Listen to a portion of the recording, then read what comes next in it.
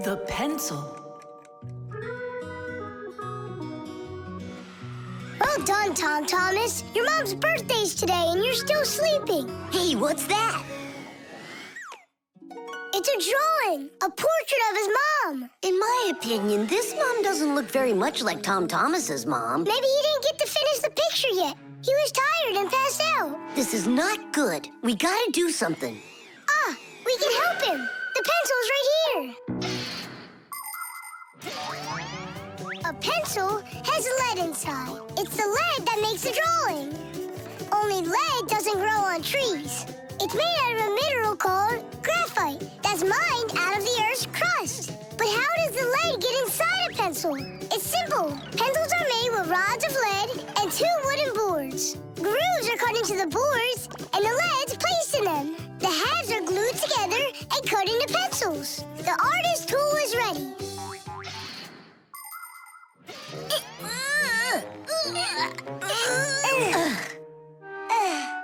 This isn't gonna work. Oh, give me a place to stand, and I shall move the pencil through the air.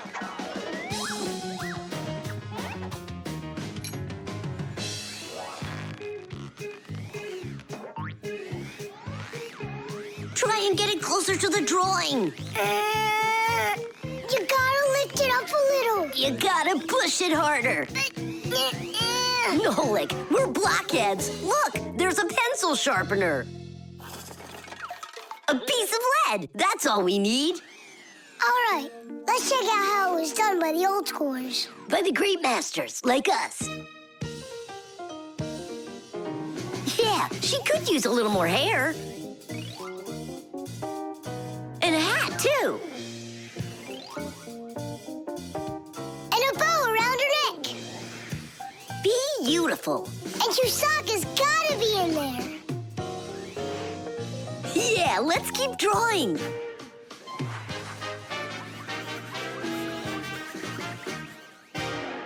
Tom Thomas, are you still sleeping?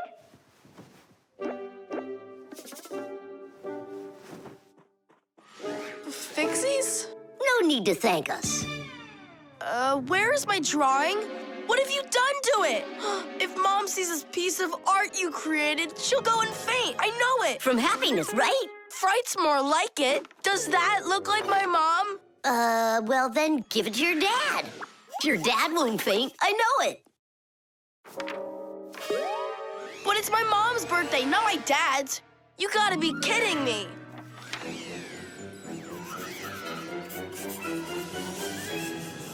There's also a famous painting like that. It's called the Black Square. It's a classic. You don't think she'll like it? People want to remember the highlights of their lives. And so they take photos of nature, of their families, of themselves, even of the food they eat. People have been doing this even before the invention of photography, by drawing. An artist might draw the sun, a river, some apple trees, and soon he's made a landscape. And if the apples aren't on trees but on a plate next to a vase, cup, or basket, then a still life is what it's called. If a person's in the center, then it's called a portrait. And when artists make pictures of themselves, it's called a self-portrait. Of course, it's easier for us to take a quick photo of things we pass along the way. But just like the old masters, we put a piece of our souls into our drawings. And if you draw more often, you'll see it for yourself. I promise you that. Maybe you could just give her one of your older drawings. Maybe you should just erase the mess you made of this one. That could work. Erasing's gotta be easier than drawing. Whatever. There's no way you can make it worse. Hey, I think I know a way you can fix it. You can use the eraser for drawing. A portrait. Portraits don't seem to work out too well for us. But a still life drawing is a piece of cake.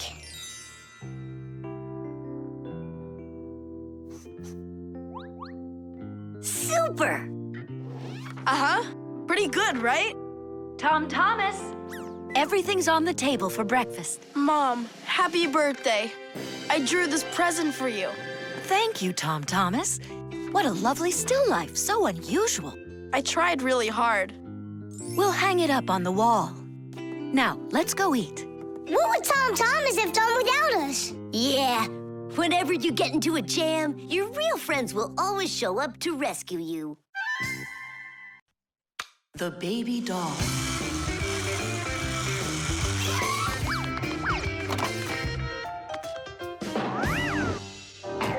Tula, you gotta get out. We can't all fit in here. This time we'll take a ride, and next time you can. And I'm by myself again? Hey, don't worry. I'm gonna be getting such a cool car later today, Tula. Will it be a big one? It'll be big enough for all of you. Tom Thomas! Here, your toy came, just like you wanted. Awesome!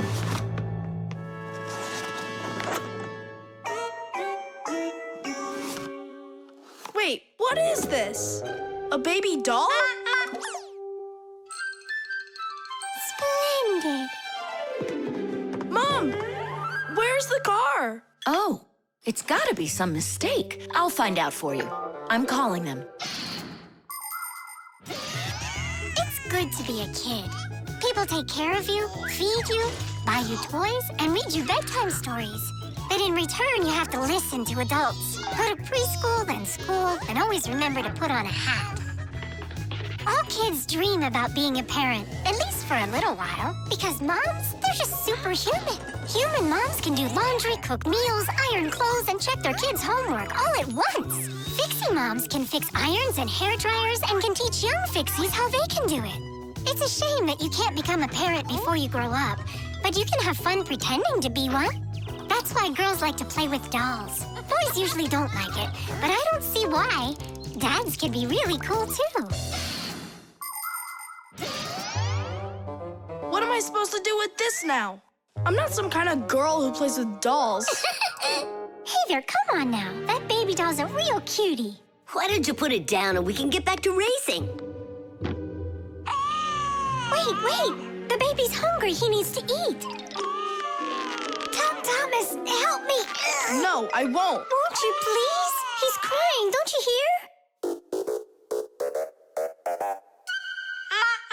Oh, Mama. That's all?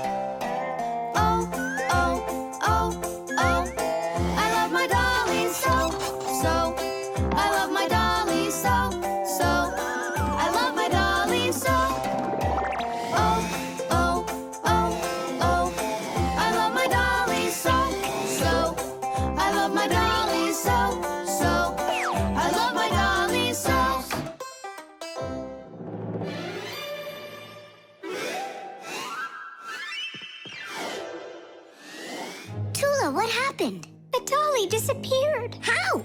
Tom Thomas, have you seen him? No. I'm not watching after that boy. But what if something terrible has happened? My dolly's eyes were shiny, toes and fingers tiny. He never acted whiny. I love my dolly so.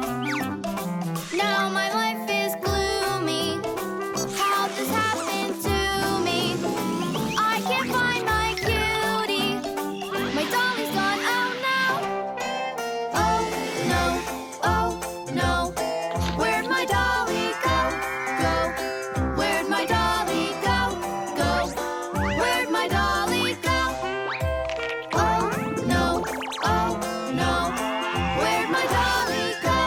Go. Where'd my dolly go? Go. Where'd my dolly go? Honey, don't be upset about the car. It's gonna get here soon. By the way, why did you put the doll in the cupboard? It was so hard to find. But is it still home? It's in the box over there. It's gotta go back to the store.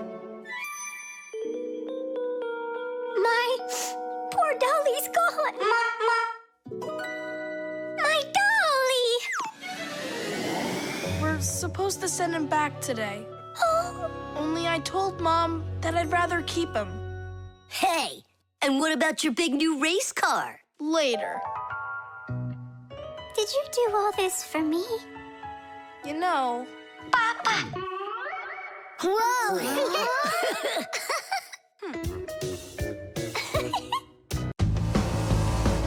The virus. Tom Thomas! Pass him on the turn!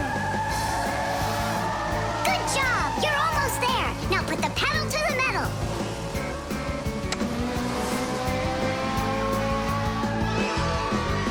Titties!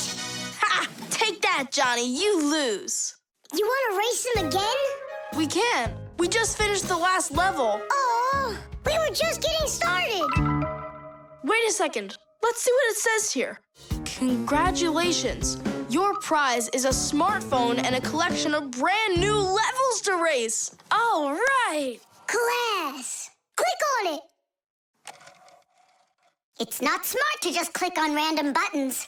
There's nothing to worry about. Whoa. Hey, what's going on? Someone messed with the numbers. There you go. Didn't I warn you guys? Do you think it might have been Johnny? Johnny! Of course! He got upset that we won, so he put on the cap of invisibility. Then he snuck into the room and deleted everything from the computer. Stop! What are you talking about? A cap of invisibility. This has nothing to do with Johnny at all. Looks like you got a virus. Then we need to get Tom Thomas's mom in here. What for? Isn't it obvious? She's a doctor. She'll get rid of this virus in no time. That won't work. Quit it. A computer with a virus isn't treated like that. A doctor won't be able to help here, especially a dentist like your mother. Then who can help us? You need special software for that. Antivirus. A computer virus is a destructive computer program. It can not only delete or steal important information, but completely destroy your computer. And the scariest thing about this virus is that it spreads very quickly and can infect the other computers on the network, very much like a human illness. To find and stop these viruses, you need to use an antivirus program. Antivirus programs also protect computers against new infections. And by the way, your dad's computer uses antivirus software. And mine doesn't have it? No, you won't let anyone near your computer. You never have any time. Dad, let's do it later, okay? I've got to finish one more round. It'll only take a minute. Oh, look at that. The virus is starting to wipe out everything now. That means this computer will disappear. And this room, too. And all of us.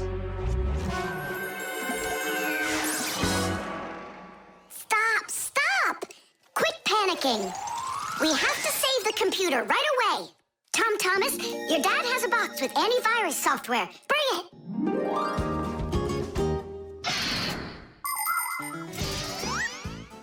Games, music, cartoons. There are so many interesting things on the internet. But just like in the physical world, you have to follow some rules when you're online. First, you should only visit websites that you know. Sometimes a destructive virus could be hiding behind a pretty picture, and there are plenty of scammers on the internet. That's why you should never give anybody you don't know well your address, or send an SMS so you can download a free game. If you happen to get a letter or a text from a stranger, you should show it to your parents right away. Only communicate with people that you know.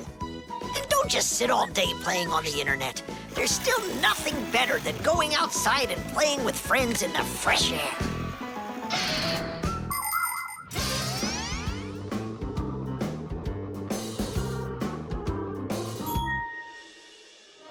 That's it.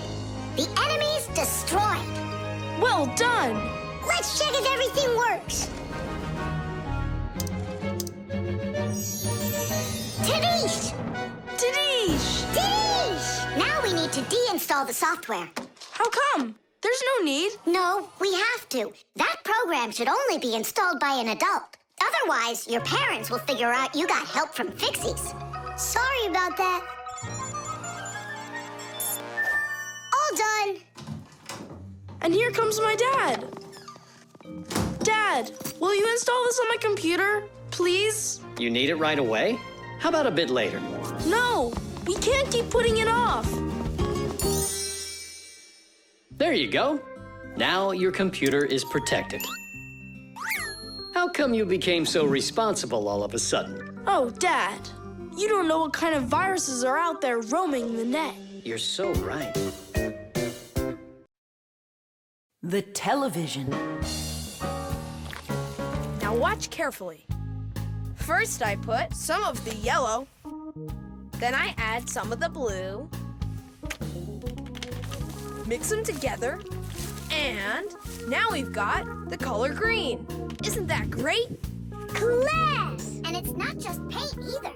Your television works by mixing colors too. Really? No way. That's embarrassing. Nolik, you should know that by now. We live inside of that television, together with Papas and Masya. Come on! The picture on a TV screen is made up of tiny glowing dots that are either red, green, or blue. When blue and green dots are glowing together, we see the color light blue, like in a clear blue sky. When green and red mix, we see a yellow sun. And when all three colors shine brightly together, then we see white on the screen. It may be hard to believe, but it's true. All of the colors on the screen are made up of only three colors: red, green, and blue. So everything that's on the TV screen all comes from three colors: red, green, and blue. Isn't that great? Where do you learn all this stuff, huh? Actually, don't you think it's about time we got you a new TV? What do you say? Sure. Great. And then I'll take this one with me to work. We just started shooting a new show about old things. Hooray! I'm gonna get an awesome new TV. Simka, Nolik, did you hear that? Are you here? They must have gone home for something. Wait a sec, their home is in the television.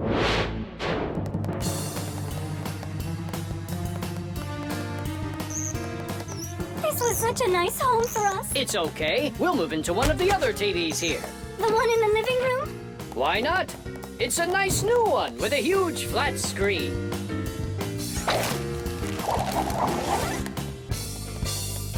We're gonna have to leave the sofa behind. What? There's just not enough room in that TV. Then I'm not going to move there. Then where? Into the fridge? No, thank you. My nose is running. How about the stove? And what about us? You're the one that says that a stove is off limits for kids. Maybe the microwave will do. No, it's dangerous there. Then, in the piano. What piano? There's no piano in Tom Thomas's apartment. What a shame. A piano's the best place of all to call home. Huh? It looks like he already put us into a box. We're trapped. Good.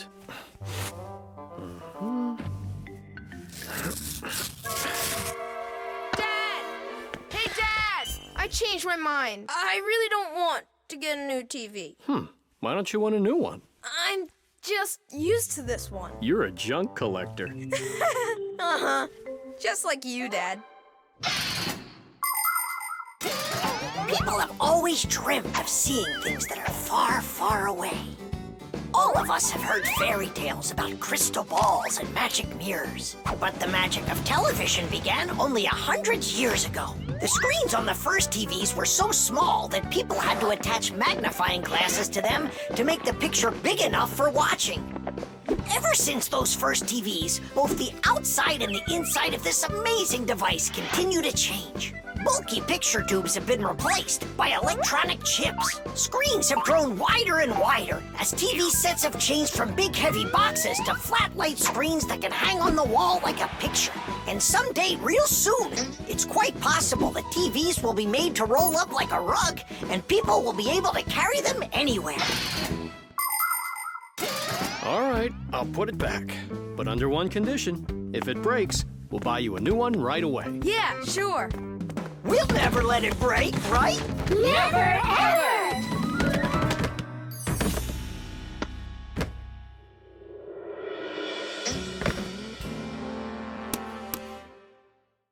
Well, that's that. The color is completely wrong, see? I guess we're going to have to throw it out after all. Wait. I know how to make it work perfectly. Watch this. 1, 2, and 3. How did you do it? I just mixed the 3 colors together, like I told you. Red with green and blue. Teach! Money.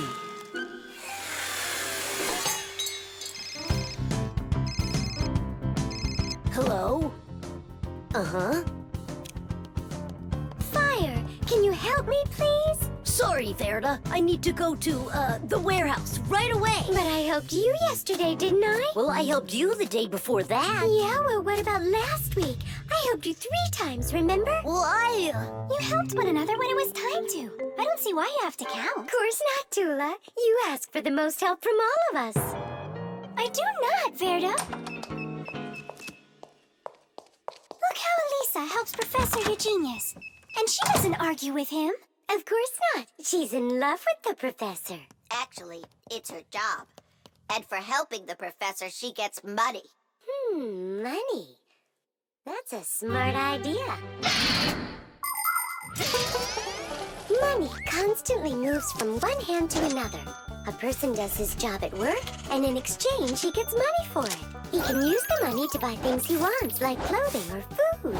Or he can pay somebody else for their work, like getting a ride from a taxi driver, a haircut from a hairdresser, or a computer repaired by a technician. All people take part in this circulation of money. But unlike people, Fixies don't use any money. We do just fine without it.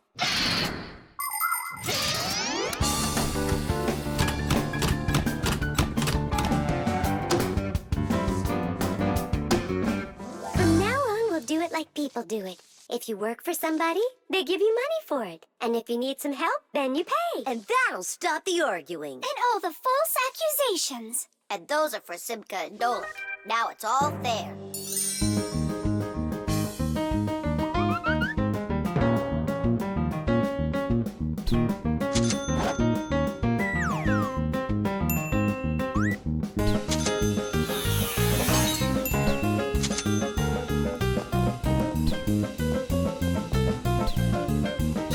What is this? Money. What are we supposed to do with it? You don't know? You pay for someone to help you.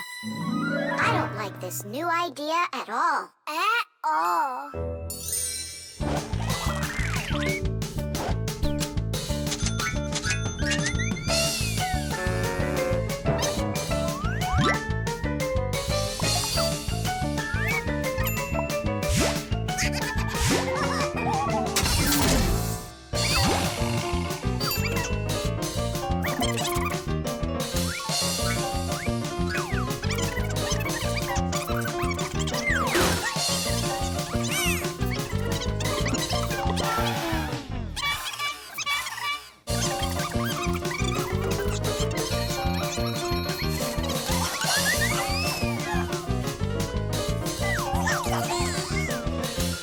Maybe we should give them our money so they'll stop arguing. I've got a cooler idea.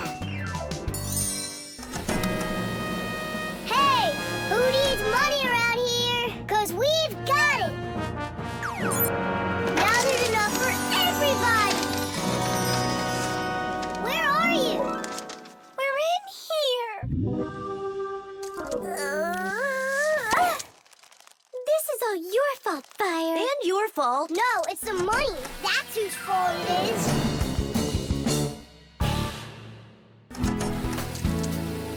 He's right. That's why we were fighting. And we didn't even fix the printer. Money is nothing more than just paper. Although money is printed in strict secrecy, we still know something about the process. The paper used for money is made out of cotton and linen. It's stronger than normal paper made out of wood, which means it doesn't rip as easily, even if you fold it thousands of times. The ink used for printing money is special, too. It won't rub off the paper or fade in the sun. And that's not all. The ink has secret additives that can only be seen if you look at the money under a special light. This helps protect people from fake money. It is for the same reason that watermarks, metal strings, and teeny tiny writing is also used on money. This writing's very hard to read, unless you happen to be a fixie. I hope I didn't say more than I should have. Well, all done. It's time for a test. But what are we going to print? A word with real value. Yeah, something really precious. No, it's not money. Right, it's so much better.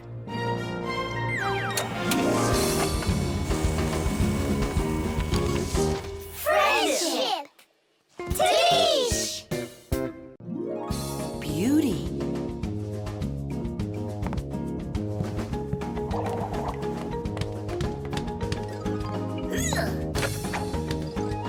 Hey, come on. Wow.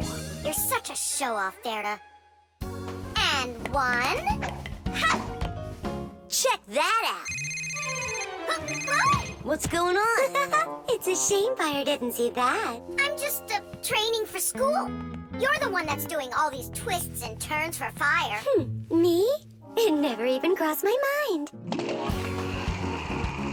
Nolik, slow down! Tula, why don't we go and play some chess? Don't you think that figure skating's beautiful? Turn me.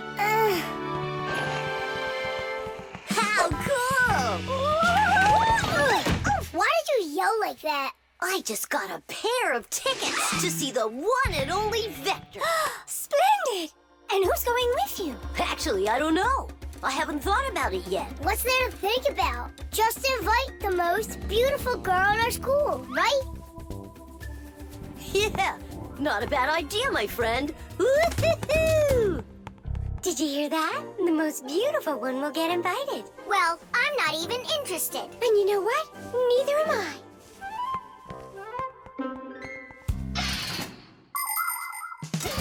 Our world is full of beauty. There seems to be no end to the beautiful plants and animals, and the gorgeous mountains, forests, and lakes. But even that's not enough for people. They create their own handmade beauty, too. Artists paint beautiful pictures. Composers write beautiful music. Architects create beautiful buildings, and fashion designers make beautiful clothes. Not even scientists stay out of it. They create beautiful ideas. These ideas can be the basis for the creation of new technologies that make people's lives better. Everyone has their own idea of what's beautiful. There are as many opinions as there are people, but everyone tries in their own way to be beautiful, both people and Fixies. Please help me, Tula. How can I become beautiful? I don't know. Go and ask Verda. Look at her. She's got it. What has she got? What's the most beautiful thing about her? Oh, well, her hairpin, her hairstyle. The green looks great on her. Green looks great. Aha. Okay, see you later. Tula. Huh? What's your opinion? Fire, do you think he likes Simka? Looks like he does. Is it because she's a redhead? Orange? Now I get it. Well, is that close to her color? Not really. It needs more green. What makes a person really beautiful? Fancy clothing? Bright nail polish? Dyed hair? Those don't make you look your best. Here's a much more reliable recipe. First, wash up and comb your hair. See? You're looking more beautiful already. Now change those dirty and wrinkly clothes for clean ones. Huh? That's even more beautiful. And finally, if you eat less sweets and get plenty of exercise, then you'll surely become a handsome boy or a gorgeous girl. Fire? What's up? Do you think you could get an autograph from Vector for me? You got it. I love his song so much. So do I. Especially that one that goes... Computer, computer, computer, you are super. I play my computer and turn it up real loud. I play it all morning, all day, and through the nighttime. But no, that's not allowed. I had no idea you were such a fanatic. You know, I'm not gonna get you his autograph. Why won't you? 'Cause you'll get it yourself. You know what I got? An extra ticket. I thought you were gonna take the most beautiful girl. All of you are beautiful, and you're the most fun to be around. Let's go. Stop! Hang on! Oh, Simka? Or is it Verda? Where are you going? What do you mean where? To the concert. Verda? No, Simka. Or vice versa. I'm so confused. Come on, Tula. Can't you recognize them? This one's Simka, that one's Verda. Let's go or we'll be late. Blondes are always the lucky ones. Yeah, I guess we should have made our hair blonde like Tula's. The telescope.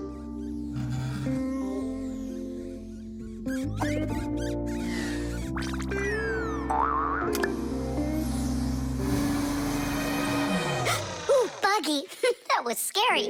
Is Nolik with you? He said he was gonna help us out.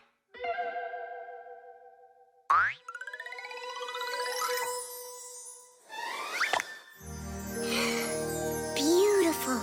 Whoa, just look at all those stars. It's just like magic, this telescope. Splendid.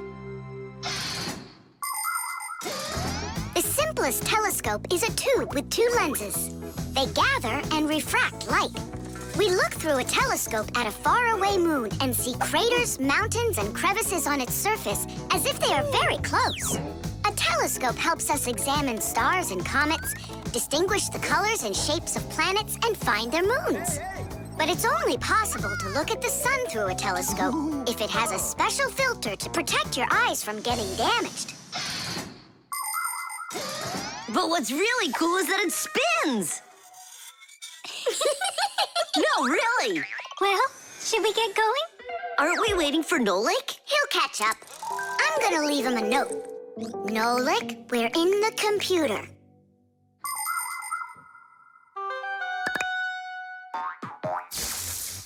Hey! Here I am. Hello? Where is everybody? A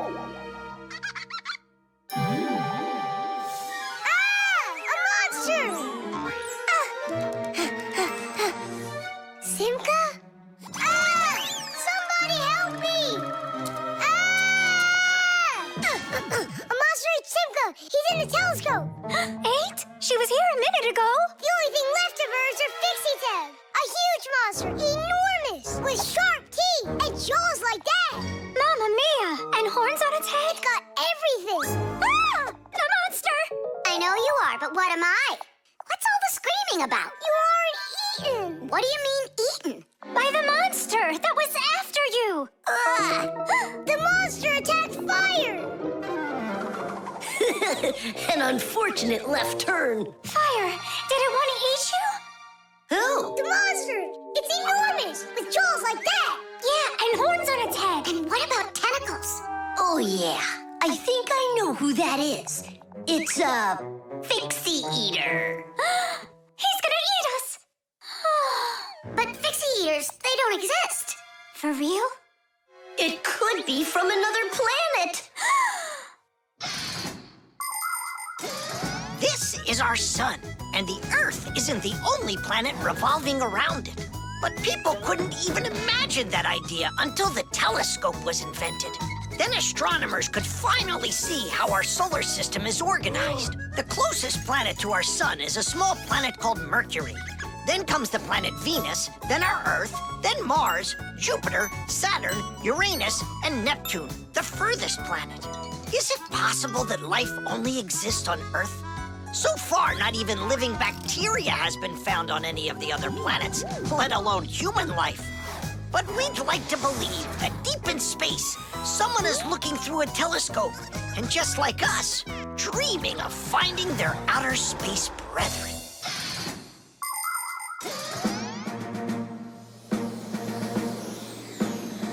That's where it was. out, Fixie Eater.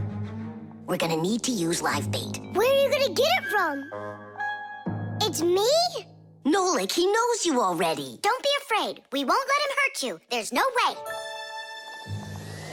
Fixie Eater, come out right now. Ah! I'm not afraid. I'm not afraid of you. Barely. Ah! Help me! Ah! Catching fire! I gotcha! It's Buggy. That's who you just caught. Then where's the Fixie Eater? Did you see the monster? Look at those jaws. Just like the monster. Nolik, show us where you saw the Fixie Eater. Up there. I saw him through the telescope. Buggy, could you please go up to that corner over there?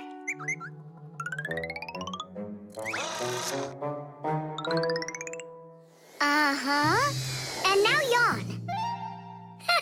Take a look. Ah! The Fixie Eater! Or Buggy? What do you think? The bird feeder.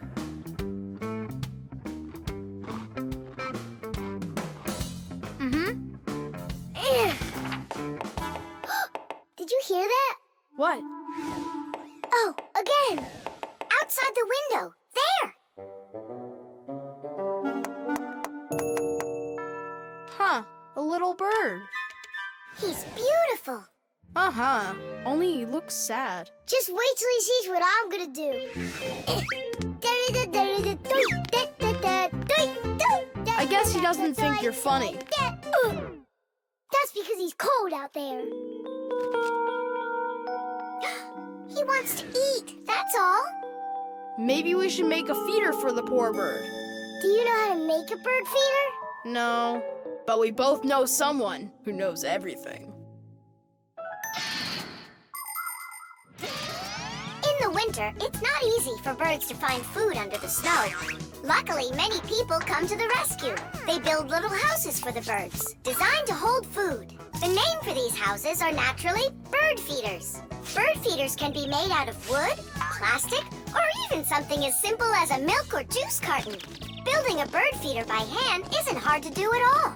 But building it is only one part of the work. What's most important is remembering to keep it filled with food. Well, shall we start?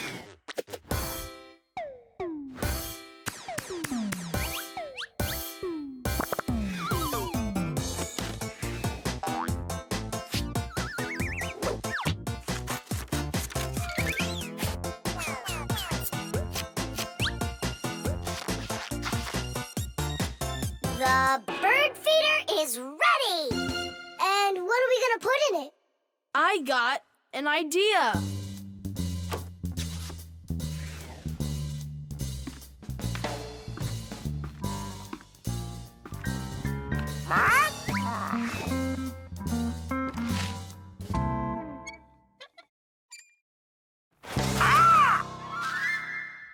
Adisa, I need some of your food for a little bird. You aren't greedy. Greedy! Greedy! Greedy! I didn't know Adisa's greedy. Adisa's greedy! You need to learn how to share. Adisa's greedy! What, like there's not enough food? Not enough food! Not enough food! Not enough food! Not enough! Wow! Now there's two of them out there. Eat! There's enough food for everybody. Poor Adisa! Poor Adisa! Let's bring them in here. We can open a restaurant for birds. Little bird! Why did you scare the little birds away? That feeder's for them. Get it? Just fly away. Shoot! He's bullying our friends. Hey, you leave! Leave! You'll never chase him away now. We'll see about that. Aha! Serves you right, Pigeon. It's not nice to bully little guys. Yeah, and how about big guys? It's all right to bully them. The poor pigeon also wants some food. Food! Food! You sure? Sure! Winter can be beautiful, but also very cold. Animals have different ways to prepare for when the weather gets cold. Some birds gather into flocks and migrate to where it's warmer. You could almost say they're flying to a resort. Squirrels, hamsters, and chipmunks collect and store nuts, mushrooms, and pine cones. There are many people who don't have pantries that are as well stocked. Badgers and bears eat a lot of extra food in the fall, and then go to sleep in their dens and burrows for the whole winter. Fish also sleep in the winter, only they're at the bottom of rivers and lakes. Frogs, snakes, and even wasps burrow in the ground, while hares, foxes, and wolves grow thick coats that protect them from the freezing cold, although it isn't easy for them to find food.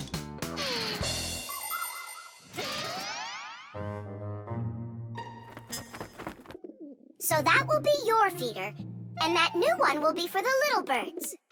Hey, are you taking their food again? There you go. But those little birds, they'll probably never come back here. Look, Nolik! They came back!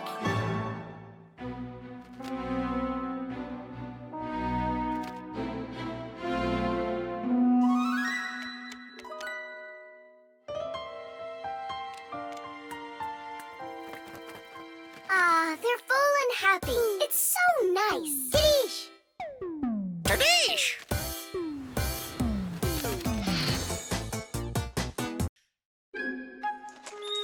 The parrot. Adisa, do you want a cracker? Wow, Thomas, who is that? Simka, Nolik, this is Adisa. My dad brought him from Africa. I can't believe it! You've got a real parrot! Can he talk? My dad said that he can, but I haven't heard him yet.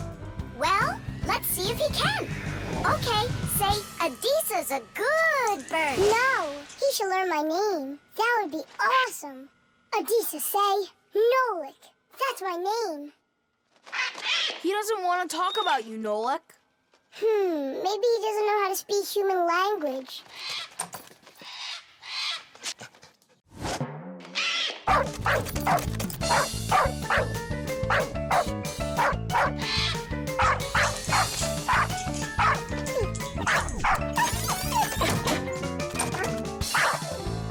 Check it out. It looks like he knows how to speak dog. No, Nolik.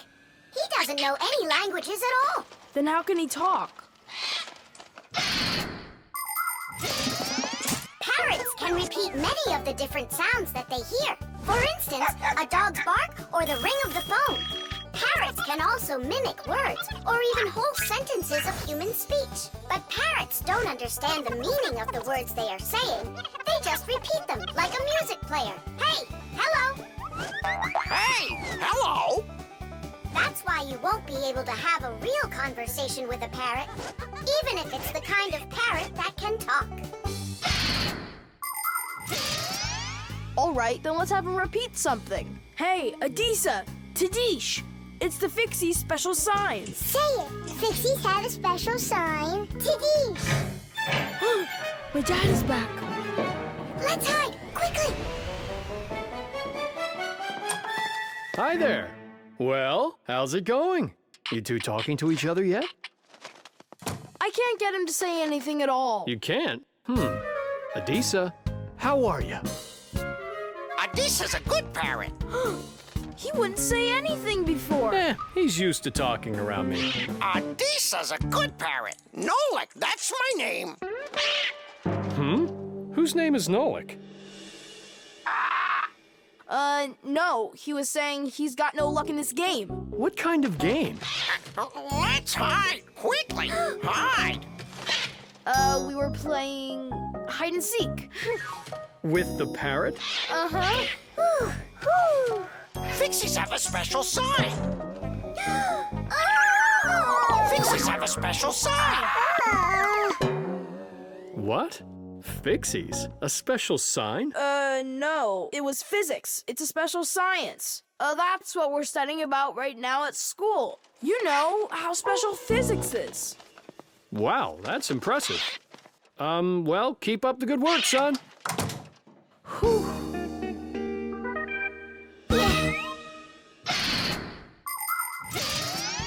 The ability to repeat what humans say is not something unique to only parrots. Crows, starlings, and other animals can do it too. And besides animals, there are also machines that can repeat human speech. For instance, when you call somewhere and hear, "Leave your message after the tone," what you're hearing is a voicemail machine using a recorded voice to answer the call. Another example is the voice on trains and buses that is used to announce the stops. Those voices are usually recordings that are repeated over and over. Today, there are also artificial voices on computers, tablets, and smartphones that can read text and say it out loud. But even if a machine knows what you are saying, it can't know why you are saying it. Only people can figure that out. And Fixies, of course. Huh? Tom Thomas, you're a hero. You really wiggled your way out of that one. And Adisa, bad parrot. He almost gave up our secret. Be careful with that parrot. I get it. Adisa, listen, you. Forget everything we said. And don't ever say Nolik, okay? Yeah, nothing about the Fixies at all. Yeah, so if you meet a Fixie, please don't let their secret out. Got it? Oh, he's nodding. Looks like he understands. Let's get out of here so he'll forget about us as soon as possible.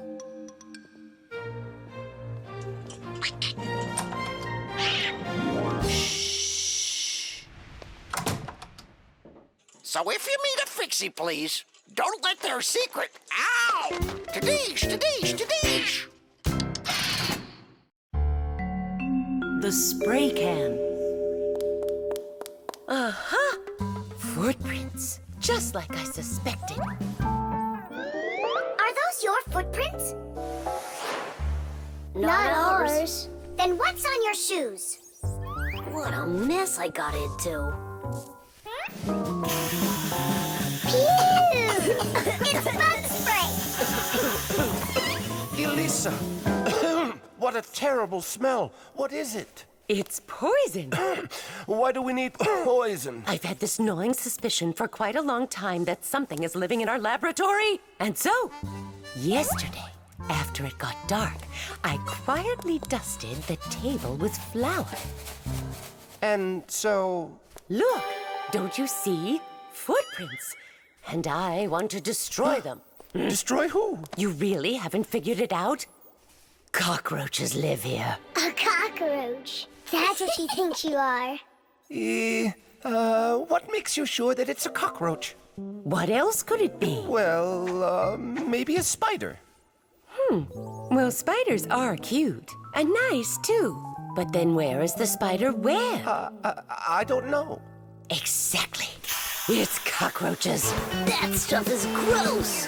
Where's that stuff coming from? It's from an aerosol spray can, Nolik. Aerosol is made of tiny little drops and particles that can hang in the air for quite a long time. Dust, smoke, and fog, they are all aerosols. People learned to make aerosols long ago. For instance, they took a liquid that repels mosquitoes, poured it into a can, and injected some gas into it. Then, when you push the button, the gas forces the liquid to go out through a tiny hole, turning it into a bug spray. That spray will poison the Fixies. We have got to stop Elisa. Let's destroy the aerosol can.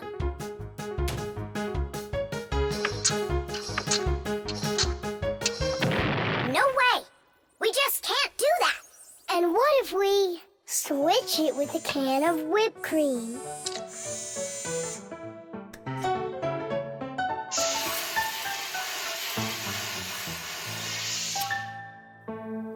Quit joking. We've got to get Elisa to believe that it's a spider and not cockroaches. She thinks spiders are cute. You're right. Let's go get Buggy. Spray cans have all sorts of different uses. For example, they're very convenient for getting medicine into a sore throat. They can be used to fill the air with the sweet smell of perfume or to cover unpleasant smells with deodorant. Spraying paint from a can is also very useful. It applies the paint very evenly. Some spray cans are even used for food. But there can also be deadly poisons inside of spray cans, like bug killer. So make sure you know which one you're using. And you must always remember how to handle spray cans properly so that nobody gets hurt. You must never open, take apart, or pierce a spray can. And spray cans should never be heated or put next to an open fire because they contain gas that can explode.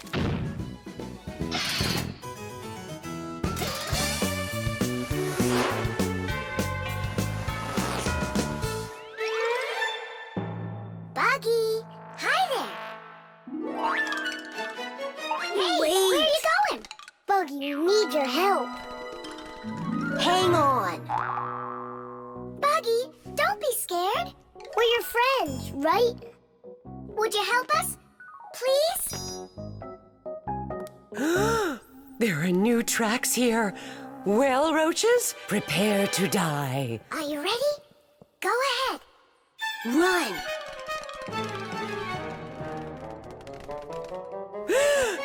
Oh, don't kill Buggy. No! You are so cute. What a sweet little spider. Can I be your friend? That worked great. I hope that's the end of her spraying that poison. My little spider, I almost poisoned you. Spider, where are you going? Aren't we friends? Yeah, that's a good idea. You're better off being our friend. Buggy, wait! She's upset. She could have been poisoned and we didn't tell her. I'm sure she'll forgive us if we go and apologize.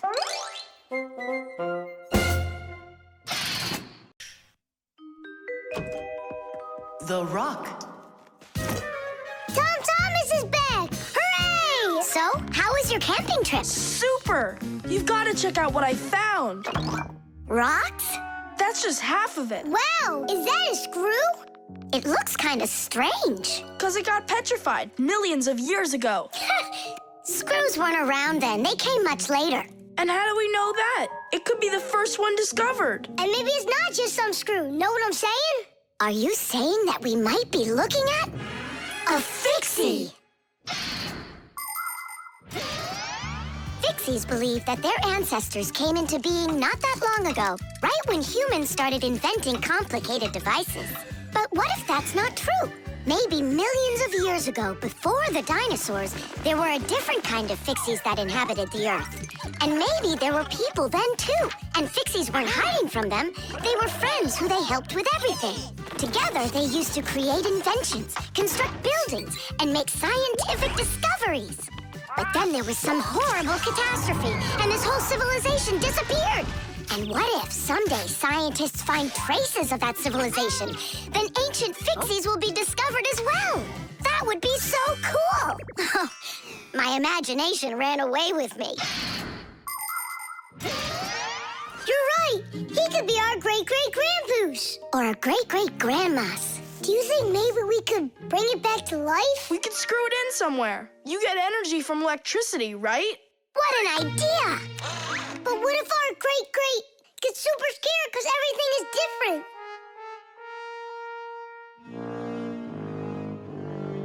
We can build him a prehistoric world to wake up to.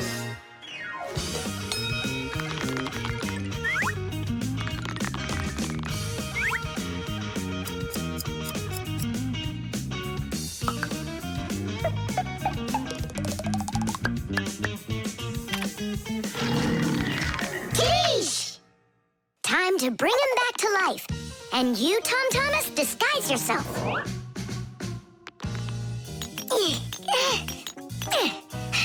We'll break him like this. We need a different way to do it. We need more power for this.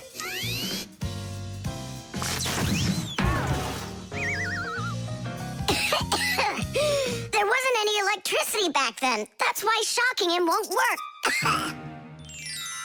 Oh, our great-great ancestor, who came to us from an ancient home, be released from this stone. Be free!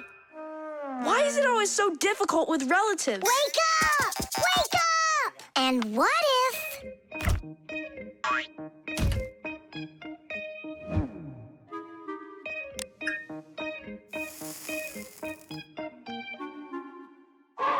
Yay! We've tried everything. This is just a waste of time. Let's sing that song about the screw. Our song. Nolik, it's never gonna work. You don't know that. We can at least give it a try. If you think a screw is nothing, take it out, but just beware. Everything will break without them with no little screws in there. Look, it's moving. It's impossible. It really did. If you think a screw is nothing, take it out, but just beware. Tom Thomas, hey. Well, how was your camping trip? Seems to me quite a success. Yeah? So, let's see what you found there. Do you know what this is? Well, it's a rock. It isn't. It's the stalk of a sea lily. You mean a flower? An animal who lives at the bottom of the sea. Its stalk makes it look like a flower, like a lily. On planet Earth, there are lots of rocks. Some of them are hiding deep below the surface, and others appear with volcanic lava. Remember those fairy tales where an evil witch would turn everything living into stone? Well, it's really happened, just without any magic. Some prehistoric plants and animals were petrified way back when, and they've remained that way ever since. Thanks to them, we can get an idea about what life was like on Earth millions of years ago. And this one's a devil's finger, the squid's ancestor. How do you know all this stuff? When I was your age, I collected fossils and rocks. Let's go. I'll show you my collection. Do you think any of our ancestors were sea lilies? Shame. Why did I let myself get so carried away? There weren't any ancient Fixies in the world. But I still believe in them. They just haven't found the right rock yet. But they'll find it. I know they will.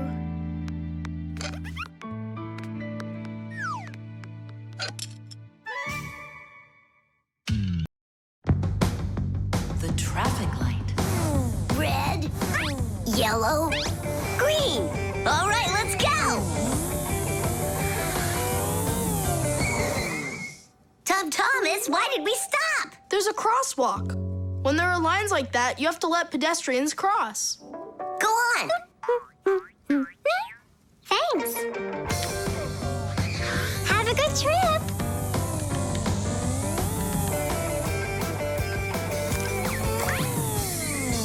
Why do we stop now? There's no crosswalk. But that's a crossing gate, Fire. You have to let the train pass. Wow, that is cool. Hi there, Nolik. Come on down. Check out this traffic light. It's new. Is that a real traffic light? Wonderful, isn't it? Yeah, it looks awesome. Nolik, where are you going? Stop! Stop the car! Oh! Oof. Did you lose your mind? What were you doing, huh? I wanted to see what a cool traffic light it is. What? And my dad just got this for me today. Now look at it. You were supposed to let me cross. You ran into the street when the light was red. A traffic light is a street lamp that sends multicolored signals to vehicles and pedestrians so they don't get in each other's way when they're on the road. When the light is red, it means stop. You must stay where you are. A yellow light tells drivers, caution, prepare to stop. You are only allowed to start crossing the street after the traffic light changes to the color green. And even then, it's important to remember, look both ways before crossing. Got it? You can only cross on green, Nolik. Even really little kids know that. But the light was green. No, it was red. No, green. It was red. It was green, I swear. Maybe you're colorblind or something. Yeah, possibly. What does it mean if you're colorblind? It means you can't tell colors apart. So you don't know which one's red and which one's green. That's what I am. Right. You never mixed up colors before this. Okay. What color is that nightstand over there? It's red. And the plane up there? Oh, that's green. How about me, huh? What color am I? Greenish, bluish, brownish, gray. With polka dots. I'm what? It's true. He's colorblind. Poor kid. Told ya. Wasn't my fault. All right, we'll sort it out at home. And what are we gonna do with the traffic light? We can fix it, and we'll fix your car, too. All right, what color's the car? Purple? If you say so. We got work to do, so take a seat before you mix something else up. The road can be a dangerous place.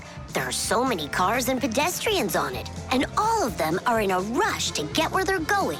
But be careful. Even if a driver notices a pedestrian on the road and brakes, it can still take quite some distance before the car comes to a complete stop. To avoid disaster, have respect for one another. If you need to cross the street, go to the nearest traffic light, crosswalk, or sign with a pedestrian on it. While you're still on the sidewalk, look to your left and then to your right, and see how far away any cars, motorcycles, or bicycles are. If they're close, then just stay where you are. If the driver is responsible and polite, he will stop for you if he sees you from a distance. If you want to make yourself more visible when it's dark, attach safety reflectors to your clothes, and then it will be safe for everyone on the road.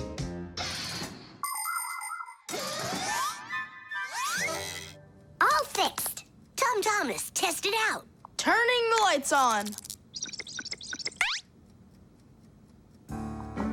So, is it right? Yeah? Take your places.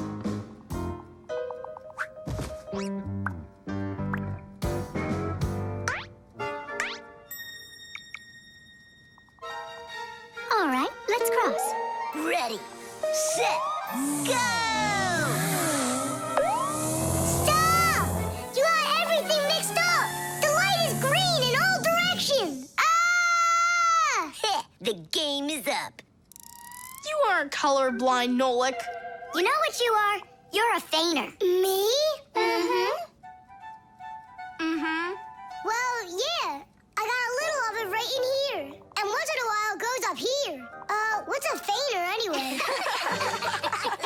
92, The wheel. 93, 94, 95, 96, 97, 98, 99, 100.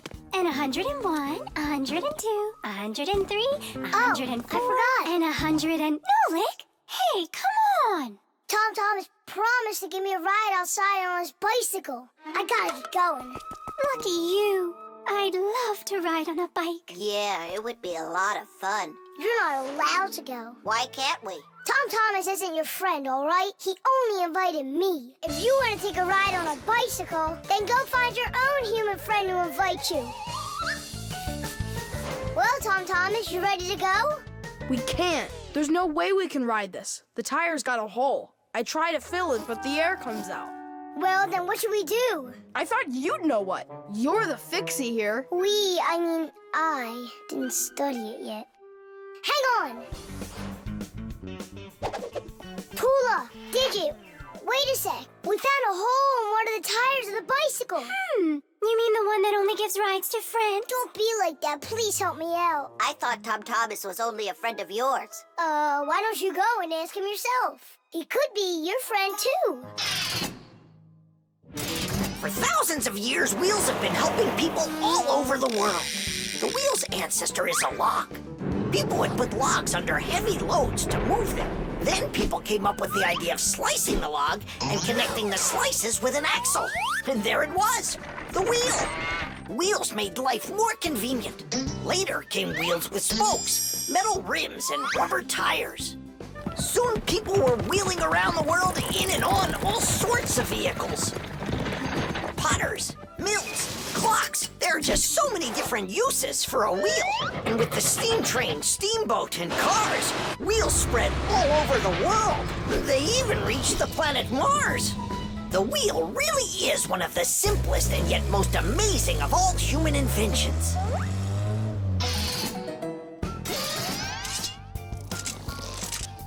Whew, it's off. So what's next? Now you take out the inner tube. You mean this rubber thing? Yeah, that's your inner tube. There's a hole there somewhere. Pump it up, Tom Thomas. Then we can see where the air's coming out. That's not a good way to find the hole, Nolik. Why isn't it good? 'Cause the hole might be really tiny. Then how do you find it? To find it, we need water.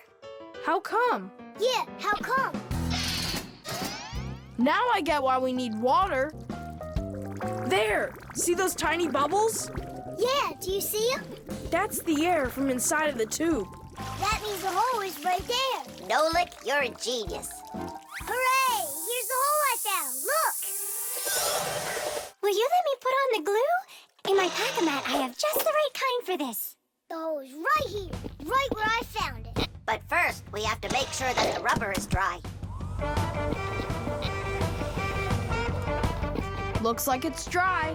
Then let's put the glue on.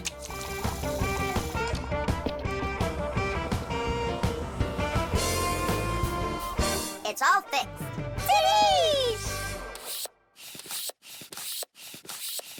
All right, it's ready to go. Hooray! Digit, Tula, you coming with us? I don't know. We weren't invited. I'm sure he'll invite you. Right, Tom Thomas? Of course I will. We're friends, aren't we? Let's get going! See the wheel spinning round, through the cities and towns it is rolling. Spinning wheel, spinning round, spinning wheel, it just keeps on going. See the wheel spinning round, through the valleys and hills it is zooming. Spinning wheel, spinning round, spinning wheel, it just keeps on moving. See the wheel spinning round, on the road to the dreams we are chasing.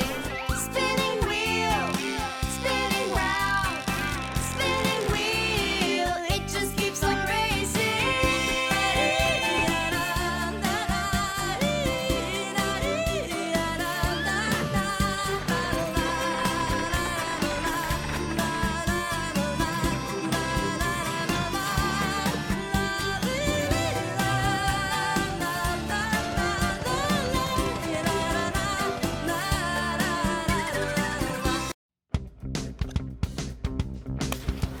The iron. All done. Thanks for your help. Professor Eugenius! Yes, Elisa. The award ceremony's in an hour. You need to leave soon. I remember, Elisa. What are you getting an award for? It's the... it's the Genius of the Year. Not too modest, but fair. And well-deserved. Wow, and they're giving it to you? Well, yeah. Will they show it on TV? Why, of course. Class. And during your speech, can you say hi to me? And me. And Sipka. Right. Say something like this. I'd like to send a big shout-out to all my Fixie friends. Oh, that's a great idea. That way everyone can know about Fixies. Professor Eugenius, didn't I see an iron in here earlier? Huh? Oh! Oh, come on, Elisa. There's no need for that. I'm not going to argue with you. You have to look just perfect. Otherwise, everybody is going to think that I don't take care of you. First, we'll let the iron warm up, and then I can iron your suit. The most essential part of an electric iron is called the heating coil. It's hidden inside the iron sole plate. When the iron is plugged into an electrical outlet, the coil gets hot and heats up the sole. People use a hot iron to remove the wrinkles from their clothing. Irons also have a water container. When the water gets hot, it turns into steam. The steam comes out through the holes in the iron sole, making it even easier to remove wrinkles. Wow, that sure is hot. All that's left to do is pour some water into it. Professor, this is water, right? Yeah, it's water. That isn't water. No, wait. It's not water. It's not water. Then what is it? Well, it's, juice. Juice? Yeah, juice. Oh no, the poor iron won't last. Phew. And it smells like fried. I broke the iron. It's awful. No, Elisa. Don't be so upset. Don't be so upset. It's the Genius of the Year ceremony, and you'll be in a wrinkled suit in front of the whole country. Oh, I won't survive. Elisa, hang in there. Be careful. Elisa. Elisa. Professor, you genius. Are you all right?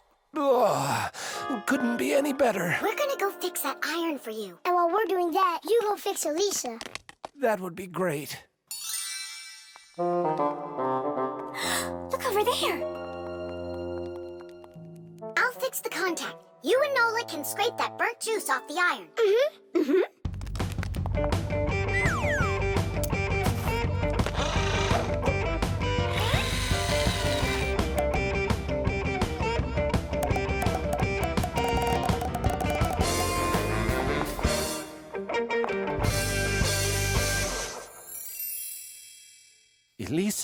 Elisa, please wake up. We did it. Your iron is fixed. Elisa, you should see the iron. It's working. What? And I'm just lying around here? I have to hurry. Where's the iron and your suit? Wrinkled clothing is not very beautiful. And that's why, since ancient times, people have been trying to find different ways to get rid of wrinkles. For example, long ago, people would put their wrinkled clothing under a heavy, flat rock. In ancient Rome, people used to beat their crinkled garments with a metal hammer. And in China, fabric was ironed with hot frying pans. Irons with a shape like what is used today appeared during the Middle Ages. They were made out of cast iron and needed to be heated up on a stove before they could be used. Later, people came up with irons that were heated by putting hot coals inside. And finally, in the 19th century, a convenient electrical iron was invented and has been used ever since.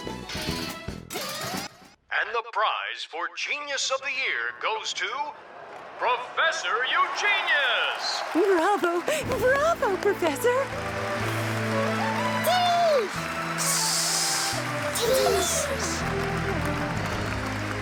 I thank you. I give my sincerest thanks to you. And may I take this opportunity to send my greetings to to all the Fixies. Just give me the prize. Oh, that was quick thinking. Brilliant! He is just astounding. Perfection from head to toe. Well, practically perfect. Chocolate. Thomas, unwrap it already. In the morning, Nolik. I really want to see the toy that's inside. Be patient, Nolik. That's all. I'm going to bed. Please don't touch it, okay? And you won't open it without me, right? That's the deal. Oh, good night, Nolik. Uh-huh.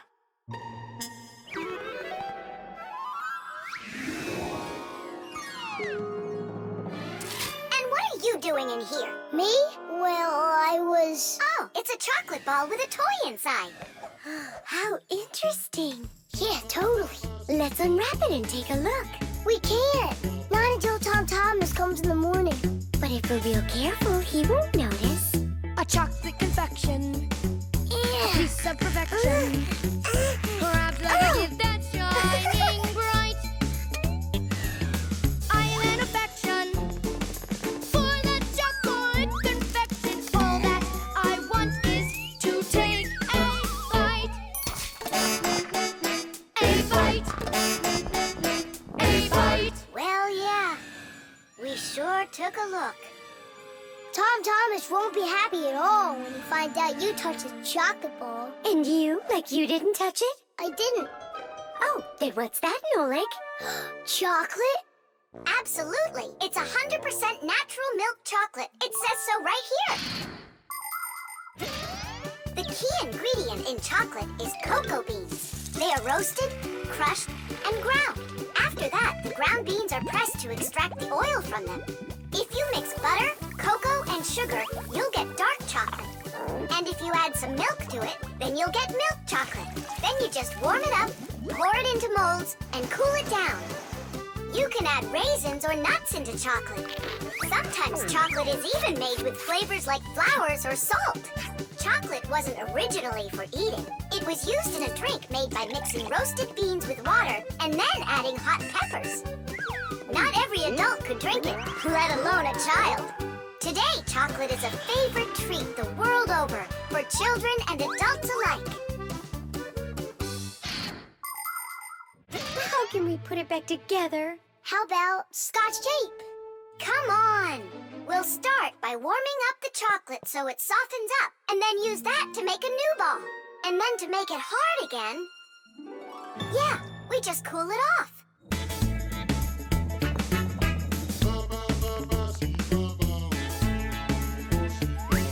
My chocolate confection has got an imperfection. Half of it's gone into thin air. But this is expected when chocolate goes unprotected. First you have got it, then it's not there. Not there. Not there. Tidish! Done. Let's put in the toy. But we haven't even looked at it yet. Oh, it's so pretty. Tom Thomas is gonna love it. Oh, wait! Oh, what do you think of this idea? I've got a new confection of chocolate perfection. Safe in its wrapper, shining bright. Oh, what perfection! My brand new chocolate confection. I'll try my best not to take a bite. Hi there. Oh, what's that? A chocolate ball? You're lucky. Could there be a toy inside? Mm-hmm. But I can't take off the wrapper without Nolik. You really can't do it without him? I can't. I told Nolik I wouldn't. Your chocolate is gonna be delicious. Go on, you can eat a little.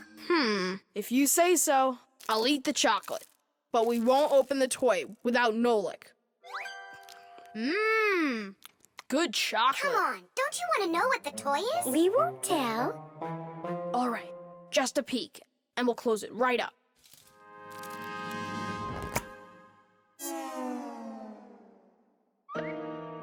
What is this for? Tidish! Nolik? Really? How did you get in there? Surprise! You were in the container. The container was in the chocolate ball. And the ball, that's just impossible. Ah, he went and got you two to help. We helped a little. Hang on, Nolik. You promised not to touch the chocolate till morning. And you promised not to open the toy without me, right? Oh, what perfection! My brand new chocolate confection. I'll try my best. The construction set. Tom Thomas. Huh? Why are you sitting in the dark? Because it looks better this way. Check it out. Oh, look at that. What a beautiful castle this is. It's like out of a fairy tale. No, it's from my construction set. I put it together myself. Class. Oh, let's be knights. I love that game. And so does the old dragon. Who locked the fair princess inside of the castle? I get to be the princess.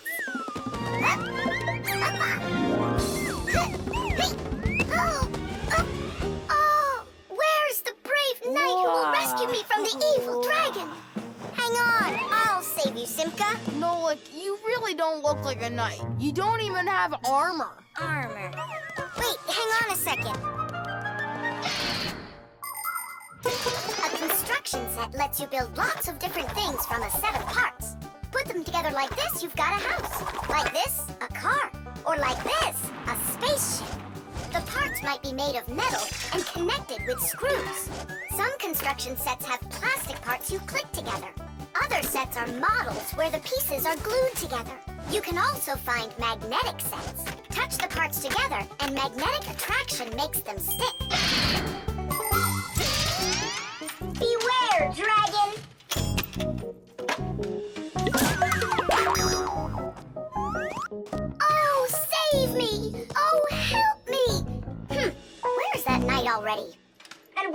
castle. The planet has been attacked by robots, and they have destroyed the castle. And they've kidnapped me. And are you still a princess? Of course I'm still a princess. Oh, save me, brave knight. Right. What's going on? This is a magnetic construction set, and your armor is made out of metal, so you got attracted to the magnets. Tom Thomas, it's not fair. Unattract me. Okay. Oh, rescue me! Help me! You gotta save me! Hang in there. I'll be right back. I gotta change my costume.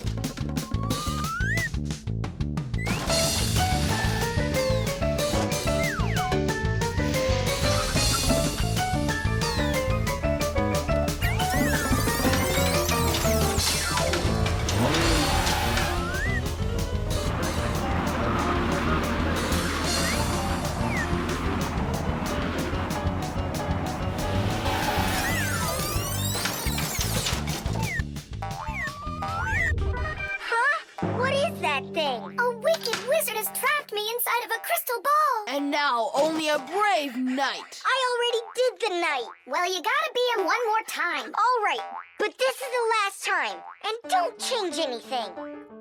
Simka, stay right there. And don't even think about running away. And so it goes. Everyone's abandoned the poor princess. Oh. Simka's my older sister.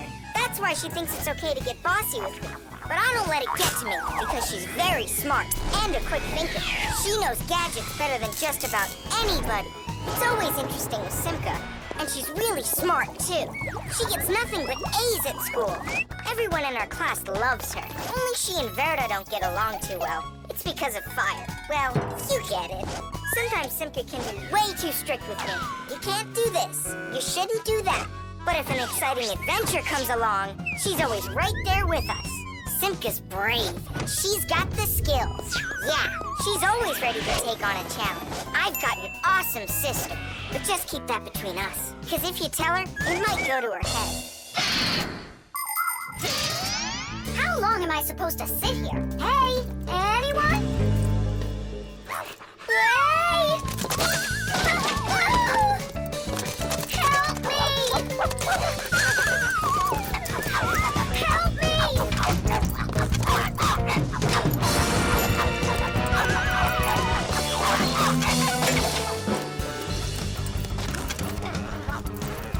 Chusaka, you give that back. Leave this room. Are you okay? I can't leave you alone for a minute. Yeah, I think we're okay. Nolik got here and saved me from Chusaka for real. Just like a real live knight. Oh, come on, good night. I'm not kidding. You deserve to be one. And to protect every living creature from pesky Chusakas everywhere. I promise. Oh, valiant Fixie, I now pronounce you to be a knight. Sir Nolik. Hooray! Hooray! Hooray!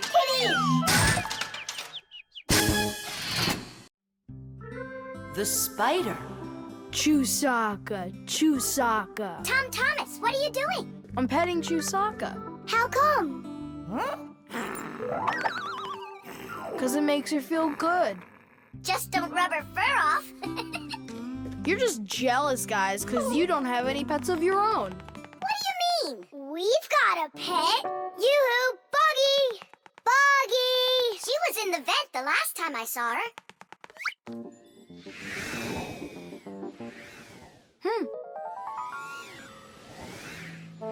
Buggy! Come on out. We need to talk. Here, this is our friend, Buggy. Wait, this insect is really your pet? Ha! What a joke. Buggy's a spider. She's not an insect at all. But isn't a spider a kind of insect? Insect is the term used for mosquitoes, flies, beetles, dragonflies, butterflies, ants, and many others. Spiders certainly look a lot like insects. They have very similar legs. But spiders aren't insects. They're arachnids. Insects have 6 legs, while spiders have 8 of them. Many insects can fly, but spiders can't. But spiders can weave spider webs. They may look beautiful, but really they are traps for hunting insects. How come your buggy has 5 legs instead of 8 of them? I don't know. She lost them somehow. Anyhow, she can do lots of tricks. Hello, Buggy. How do you do? We know how to do that trick. Chusaka, shake. Just see that? And I bet your buggy can't do this. Chusaka, sit. Buggy, sit. Why aren't you sitting? Lie down. Your turn. Lie down. Watch me. Like this. Lie down. She can't do that trick. Her 5th leg must be in the way. Lie down. Lie down, I told you. What kind of pet are you anyway? You can't even do a simple trick. Hey, where are you going? Wait, Buggy, don't go. Nolik, you should be ashamed of yourself. But why is she acting so stupid? Didn't you say that she was your friend? And what? Well, you shouldn't yell at your friends like that. She's right. What kind of friend are you? I'll go find her. And apologize. Buggy! Do you hear me?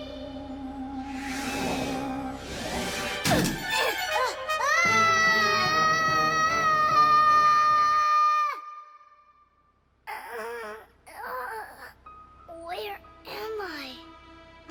Ow! Wow, it hurts. Hey! Can you hear me? Somebody help me, please. Buggy, is that you? I think I broke my leg. Could you help me out, Buggy? You don't want to help me. You're right. I don't deserve it because I've been a really bad friend. People like having pets to live with them in their homes. Dogs, cats, hamsters, parrots, fish, turtles. Some folks even get crocodiles. And the bigger the animal, the more work it takes to take proper care of it. But every pet needs love and care, no matter what size it is. Fixies like to have pets too. All sorts of little bugs, spiders, and flies. Fixies treat them as friends and take care of them. Of course, a little spider isn't as smart as a dog, but they also can be trained. There are some Fixies who have managed to domesticate such big insects as bees, beetles, and dragonflies. Fixies fly on their backs and use them to carry heavy loads. That's it. I'm stuck all alone in here. Forever. Simka? Oh, how did you find me? Buggy let me down here. Buggy, you didn't ditch me. I'm sorry. I promise I'll never ever yell at you again. Ow, my leg. Hang in there, Nolik. We'll get you out. It was so scary. You could have died down there. Yeah, I almost died. But you know what? Buggy saved me. Yeah, that's cooler than learning how to shake hands. Buggy sure is a true friend indeed. Does your leg really hurt a lot? Ah! Nah, it doesn't really hurt. I'm fine. I was just joking. The toilet.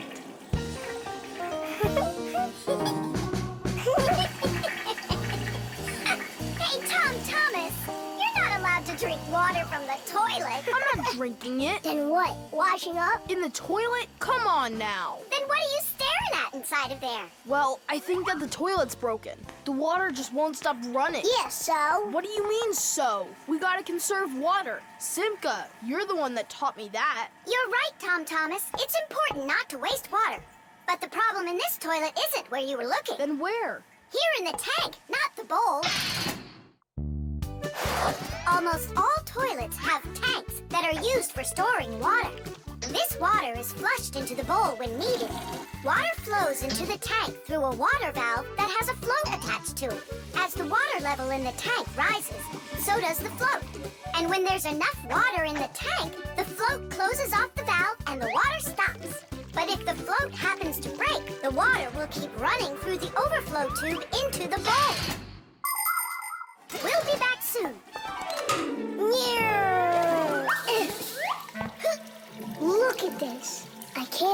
how beautiful it is. Ha! I see what's wrong here. This float that we're standing on, it got disconnected for some reason. That's why the water keeps pouring out. I see.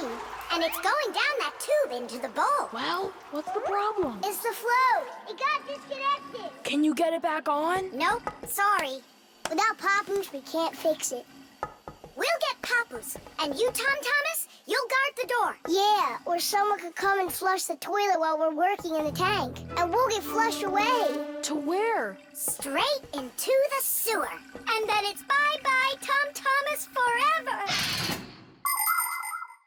The sewage system is a huge network of pipes that run underground. This is where the dirty water from sinks and the waste from toilets is sent.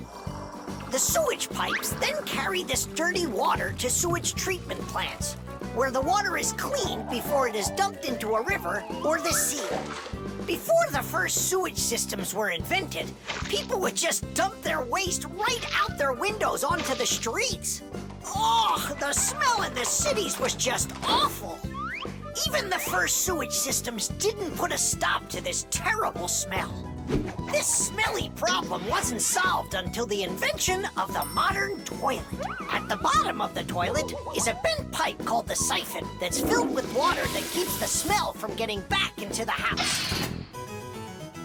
Don't ask me why, but no one goes through that door. It's a secret, Chusaka. Tom Thomas, ready to eat? Not now, Mom. Not even a cookie?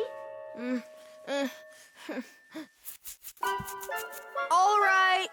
Here's what I need you to do. You guard the door so no one flushes the toilet. And that goes for you, too. Oh, it's terrible how much water's getting wasted. It's a good thing you noticed it. It was Tom Thomas who spotted it. Well, let's get to work. When your TV has broken, when your cell phone has broke, your laptop's barely working, the candles had a stroke.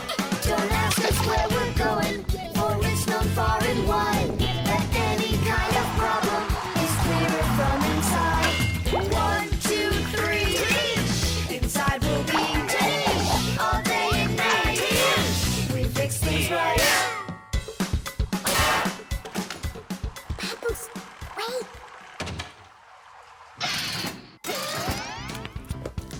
Chusaka. Hey, who's in there? Me? Dad, don't flush the toilet. I wasn't planning on it. I was getting ready to take a shower. All right, just don't touch the toilet. What's wrong with it? It's just broken. Really? Let me check it out. No! Don't flush it!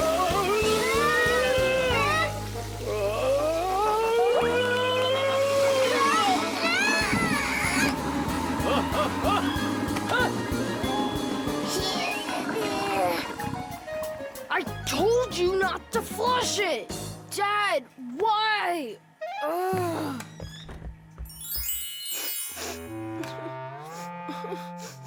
Why are you crying? We fixed it. You're here! I thought that you got flushed down into the sewer! We almost did, but Nolik saved us, both me and Papoose. Tom Thomas. What was it that made you so sad? The toilet? Uh-huh. No need to be sad. The toilet's working just fine. Really? Yeah, I had to check it. Now I need to go and check it too. The pyramid. Tom Thomas, can I open my eyes? Not yet. Hurry, will ya? That's it. I'm ready for the contest. Ta-da! Wait, that's a pastry. This is a pastry, Nolik, but this is an Egyptian pyramid. Oh, wow. Doesn't it look just like an anthill? Sure does. I remember when Grandpoo's told us that inside of those is a labyrinth and a mummy of a sparrow. No, a pharaoh. The Egyptian pyramids are simply amazing ancient structures. The biggest one of them is the Great Pyramid of Cheops. It's more than 4,000 years old and over 100 meters tall, like a 40-story building. How it was possible to build such a giant way back then is still a mystery. There were no hoisting cranes in those days. Some people believe that the pyramids were built by aliens, but I have a feeling that they couldn't have been built without the Fixies' help. So, is there a labyrinth in there? Of course. Show me. You joking? I just put it together for the contest. No way I'm gonna break this apart. Hey, isn't that a way in? Where are you going? I'm just gonna look at the labyrinth. And the mummy. Mummy, what are you talking about? Well, which way now? Stop, you'll get lost. I won't get lost. So, I think I'll go this way. And then this way. Come back, Nolik. I was already here. And I was here. Oh. I did get lost. You were right. What? Hey there. Do you know where Nolik is? In there. He went mummy hunting, and he got lost. Mummy, whoa. A real one? Class. Don't! Nolik, yoo-hoo. Are you in here? No! Then where? Who knows? Who builds labyrinths like this anyway? Hey, nobody asked you to go in my labyrinth. Who you talking to in there? Digit, Fire and Nolik are inside, and I need to go to school now. Nolik! Fire! Well, I, for one, have never gotten lost in a labyrinth because I know the rule for getting out. You need to always keep your hand on the wall. I can find them for you. Where are you guys? Over here!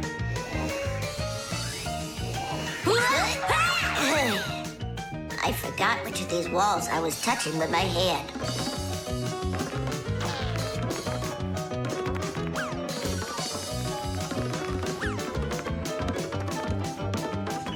Did you find him? No, and I got myself completely lost in here. Tom Thomas, you've got school today, don't you? Yeah, I do. Only I got a pyramid full of Fixies. It's like an anthill. Mm-hmm. The first one wanted to go mummy hunting. The second one went looking for the first one. And the third for both. We're lost in here! And I've got school to get to. Wait, maybe you could just try to shake them out. Good idea. I was joking. You have string? Watch. This way you don't get lost.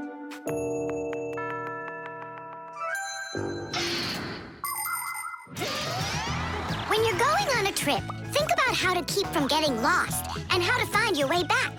Don't just rely on maps and the GPS in your phone. Take a compass with you. It will show you the cardinal directions without needing phone service. You can also find north and south by looking at the sun, stars, or even an anthill in the woods. Take a good look. The slope that's gentler faces south, and the one that's steeper faces to the north. And if you find yourself walking through a labyrinth, don't get lost. Just walk with one hand always touching the wall, and eventually you'll get out. Another way to get through a labyrinth is to tie a rope at the entrance and unreel it along the way. Then you can follow its path back out.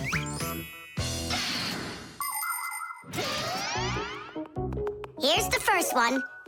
And the second. And Nolik? A mummy! Is it alive? It's me, Nolik.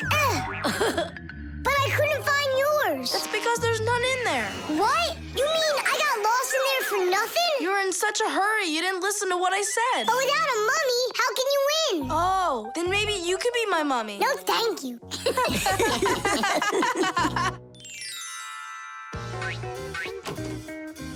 Well, did you win a prize? Uh-huh. My pyramid won. And here's a special extra prize for being the only one of us who knew how to get out of the labyrinth. Again? Another box of those pastries? That's fine with me. I really love them. They're awesome. I wish Fixies ate food. What a shame. Then I'll give some to your mummy. The frying pan. Woohoo! Can you do this? Easy! How about this? And voila! I could be on skates and still do it. If I was on skates, I could jump 10 times in a row. Well, I could do 100 with my eyes shut. Then let's see 'em. There's no skating rink. There will be. What will there be? A skating rink. Where? In the frying pan.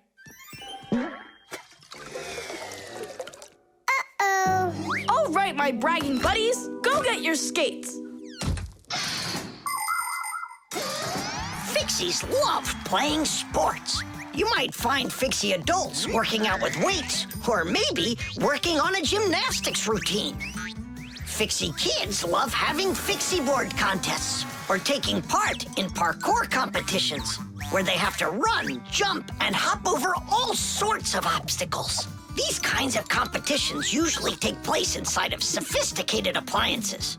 Orienteering is held inside these appliances too. That's when Fixies use a map to follow a complicated route. And the route is quite exact. You can't make one wrong turn. But the Fixies' favorite game has got to be hide and seek. Nobody can compete with them in this game. You don't believe me? Watch.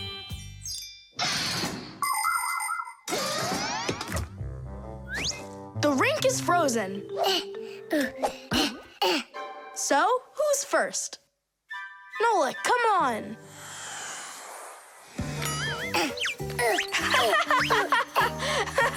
Well, are you going to jump? Wow, class! And that's all? Not at all. Nolik, Nolik, Nolik, Nolik! Not gonna make it. Too short a start. I can't do anymore because I'm injured. Sure. Say no more, Mr. Braggart. Then it's your turn, Simka. Now watch and see how it's done. La la la la la la la la. Oh, wow. Nolik, you never had a chance. La la la la la la la la.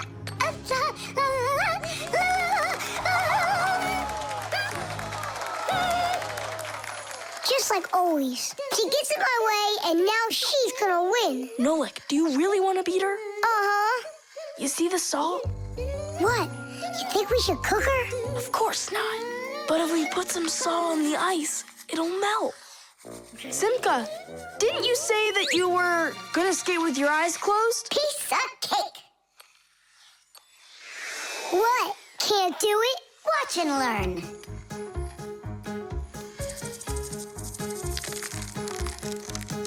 One. And two. Well done. And three.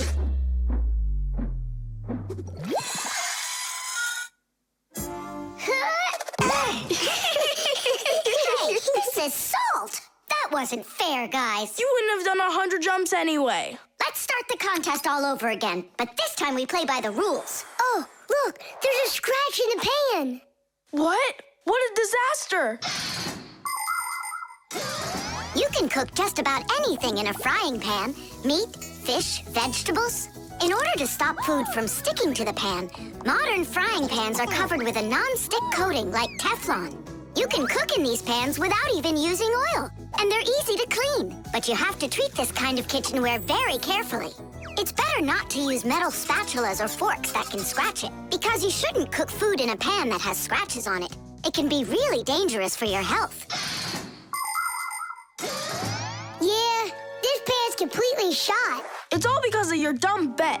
It's all because someone was cheating. Mom's back. Please, Simka, help me out, will you? I'll give you any wish you want. Or 3. No, 5. 5? I can help you. If you guys jump up and down 100 times on one leg, we could do 200. Tom Thomas, what do you say we make those crepes?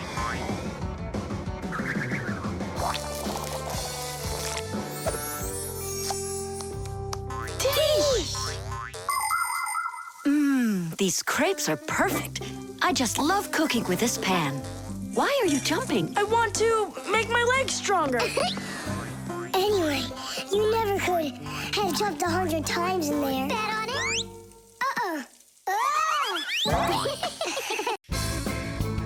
The submarine. And the submarine disappeared into the ocean deep, leaving the vicious sharks high and dry.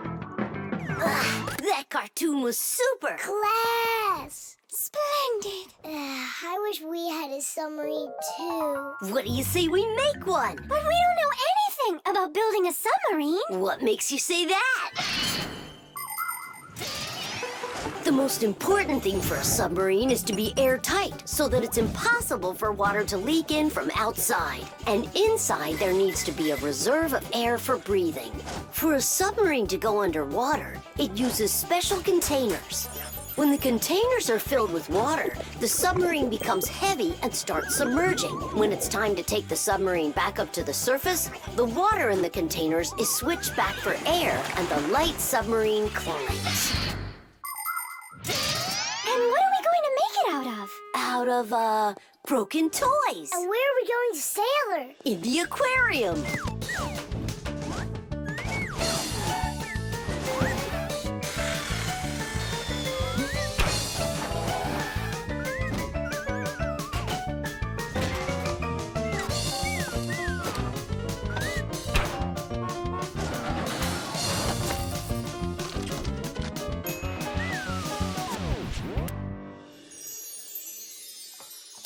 Aren't you going with us?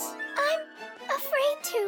How come? What if water fills up the submarine and then we drown? Or those huge fish gobble us up? Come on, Tula. That's silly. Nolik's little and he's not scared of this. Yeah!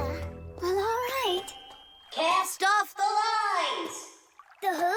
Unhook the rope, it means. Ah! You should have just said that. Are you ready? Time to take her down. Hooray! We're sailing! It's just beautiful in here. There they are, the vicious sharks. Time to scare them. Turning right. Go after that one. You can't escape from us. Please stop it. Come on, come on, come Stop on. torturing the fish. It's terrible. What? I don't know. There's algae wrapped around the propeller. I want my mouse here. Just be calm. There's no need to panic. Let's try taking her up. It's not working. Of course. No wonder I was scared. And so what do we do now? How about we open the hatch door? No, we can't. The water would pour into here, and then we would all drown. Well, in that case, I don't know. I need to come up with a plan. Yeah. The world's first practical submarine was built almost 400 years ago in England. It was made out of wood and couldn't dive very deep at all. Inside the vessel, rowers sat with oars, so it couldn't move very quickly either. About 200 years later, the oars were replaced with a propeller. But the propeller on that submarine could only be turned by hand, making it a slow submarine as well. Any good swimmer could easily outrace it. It was only with the appearance of electric motors that submarines started submerging to great depths and moving through the water at very high speeds. Today's modern military submarines use nuclear reactors for power. These submarines can stay underwater for months without resurfacing.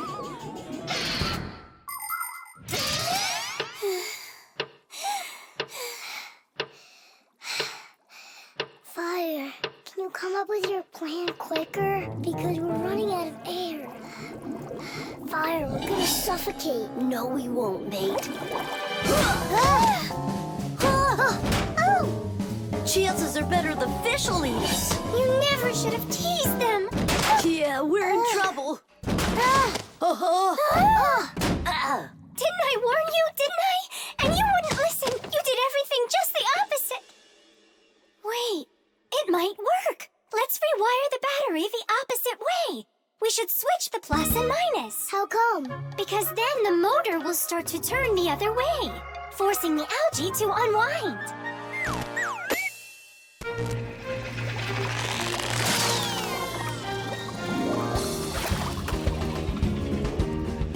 Tish! Hey, quit it! We won't bother you anymore, all right? Peace.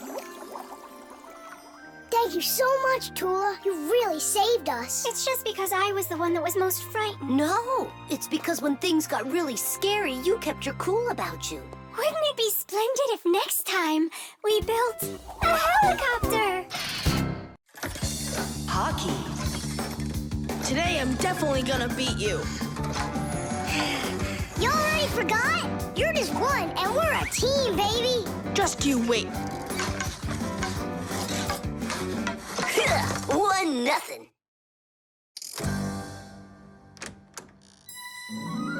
Hi there.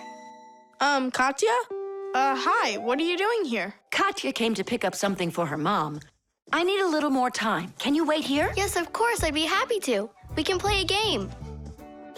Only just not hockey. I never understood why boys are so crazy about it. I'm baffled by it, too. Oh, the Fixies are here. Hi, guys. Hi there. Even though you clearly don't get hockey, I'm sorry. We're finishing this game. And after that, my dad and I are gonna go and see a real hockey game at the arena. I'm sure that a real game is just as boring. You're wrong. Hockey is an incredibly interesting game, but it isn't easy.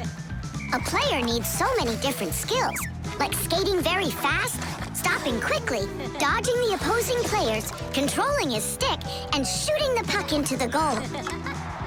And there's no way to do all of that without science. For instance, to calculate how hard to hit the puck or how quickly to stop. Hockey players learn all about that during their practices. They put on their protective gear and go for it. And that's not all. Hockey players also have to be brave and nimble. Otherwise, they might find themselves unable to stop and crashing into the boards or taking a puck to the head. Ow! But as the saying goes, hockey is not for cowards. Tidish!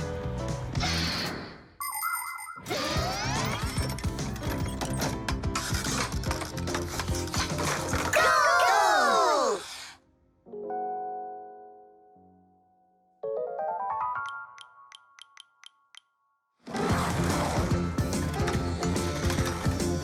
What are you waiting for? Katya, you just made me miss that. I'm sorry.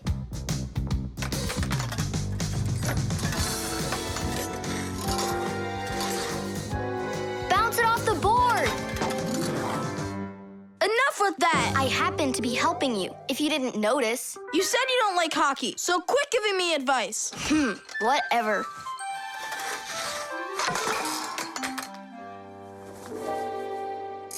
That was my second goal from that spot over there. You lucked out. Uh-huh, sure did. He'll have less luck if you keep this player back. And that one needs to pass off the boards. Get your goalie... Before she said she didn't know anything about hockey. So are we playing or not?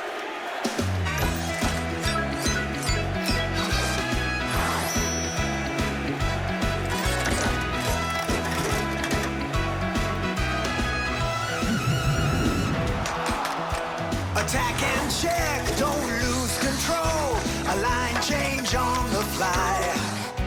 The puck is zooming towards the goal to score and break the tie. It's one for all and all for one. Great teamwork is a must. Let's go and show them how it's done.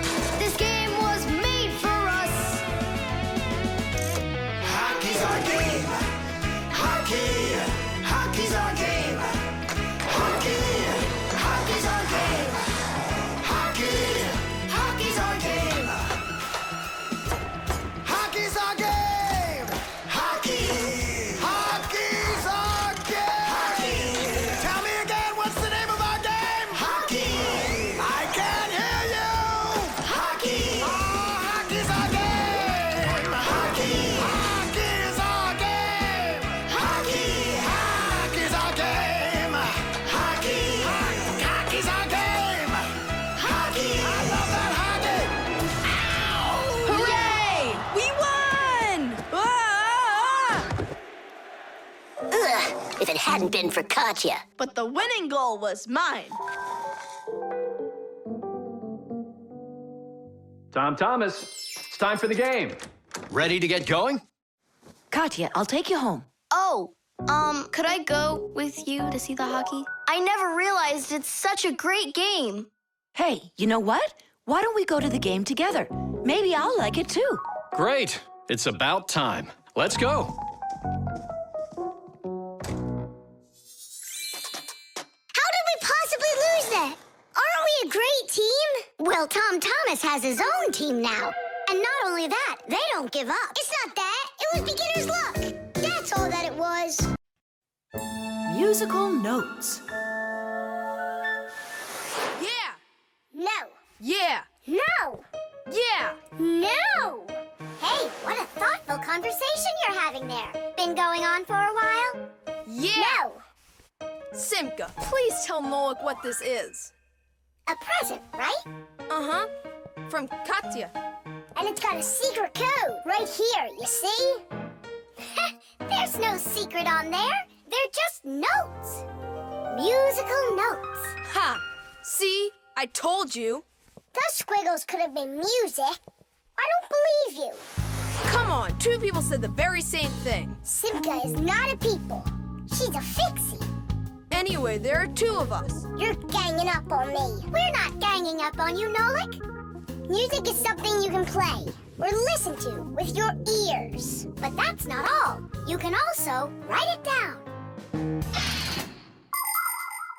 When we want to write down words, we use letters. And if we want to write down music, we use special symbols called musical notes. There are 7 notes: do, re, mi, fa, sol, la, and ti. The higher the sound, the higher the note sits on a set of 5 horizontal lines called a musical staff. Notes that look like this last longer, and notes like this are short, quick notes. Thanks to sheet music, people can read music like reading a book, and then sing or play it. Until I hear you play me what you say is there, I won't believe you. On what? You know that we don't have any instruments. Try using spoons to play it. You think you're being funny? Hey, stop arguing. I know how we can play this song. We can use water. Water? Let me get this straight. Are you trying to play the music, or are you trying to wash it? That's right. Pour it in there, Tom Thomas. Some more. Hear how the sound changes? Uh-huh. Stop. Now, start pouring water in this next glass until you hear the note called T. Stop. You got it. Now pour here? Yeah. We still have 1 note left. And what do I do if my mom comes home? What do I say I'm doing? That you're learning to play music while you're washing the dishes. That's it. That's the high do. Now we have all the notes we need. Do, re, mi, fa, sol, la, ti, and do. Class. Go on, Tom Thomas, play. How about we all play it together? Musical sounds can be produced in a variety of different ways. Violins and cellos are played with a bow. When the bow is rubbed against the string vibrates like it's shivering, and that produces a beautiful sound. A guitar also has strings, but they make sound when they are plucked. And inside a piano are special hammers that hit the strings when the piano player presses down on the keys. Instruments like trumpets, trombones, flutes, and pipes make sound when air is blown through them. That's why they call them wind instruments. There are even instruments that make sound when they are rubbed by a wet finger. Try wetting your finger and carefully moving it around the rim of a wine glass. With a little bit of practice, you'll hear a lovely sound. Well, are you two ready? Yeah. Great. All together now.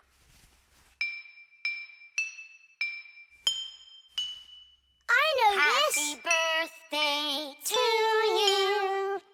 Happy birthday, Tom Thomas. Happy birthday to me. Tom Thomas, we also wish you a happy birthday. You see, Nolik? And you didn't believe that this was music.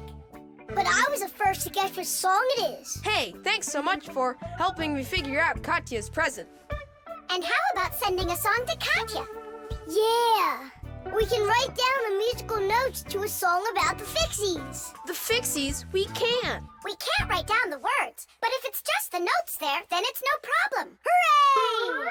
Want to play it? Of course we do.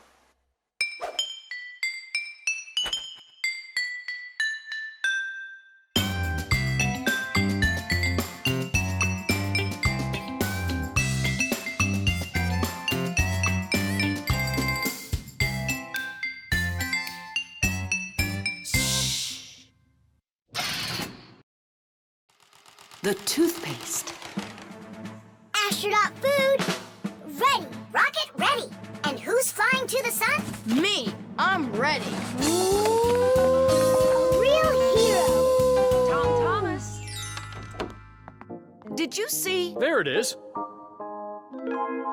You nearly spoiled a vital experiment. Of global, interplanetary significance. Spoiled what? Our scientific testing of the latest toothpaste formula. I will brush my teeth with it. And I, as chief dentist, will be monitoring the testing. And so, I don't want you even touching it. Great. How am I supposed to fly to the sun now? Strange. They make that toothpaste for kids. So? Then why is your mom using your dad then? That's right. I'm gonna go tell her. Mom, that new toothpaste. I should test it. No, I'm using your dad, because he's a responsible person. And so am I. I'm very responsible. Who knew? Your room's a total mess. I had no time to clean it. You didn't water the plant. I forgot. Did you brush your teeth? Yeah, for a whole minute, too. You're supposed to brush your teeth for 2 minutes, in the morning and at night. Sorry. Great toothpaste, honey.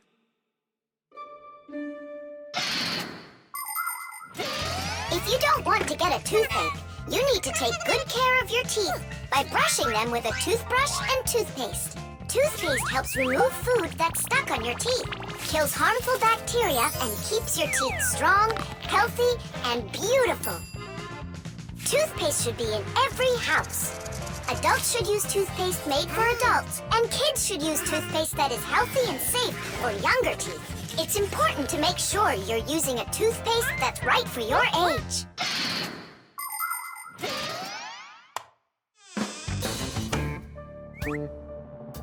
Tom Thomas, don't touch it. It's for the experiment. I'm just gonna smell it. Don't worry. Well? It smells like bubble gum. Hey! Just a peek at the collar, that's all. Come on, do you want to spoil the experiment? Now put that toothpaste right back.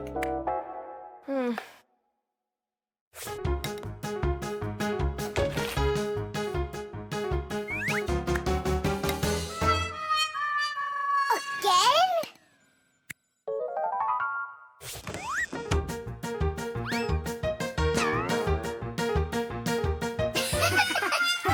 Whoops.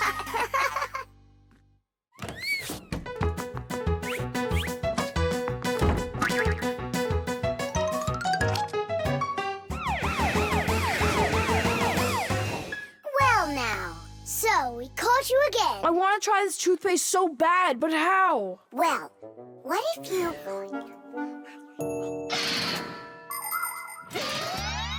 Do you know how to brush your teeth correctly? Let's check. First, take your toothbrush and rinse it with water. Then squeeze on a bit of toothpaste. A small pea-sized drop is all that you'll need. Now 1, brush the outside of your front teeth up and down. 2, brush the backs of those teeth from the gums on down. 3, open your mouth real wide and brush the teeth in the back. These are the teeth that you use for chewing. Go back and forth, over and over. You should brush a full 2 minutes, no less. Now it's time to rinse out the toothpaste from your mouth and clean the brush. That's right, the brush needs to be clean too. And please, don't be lazy.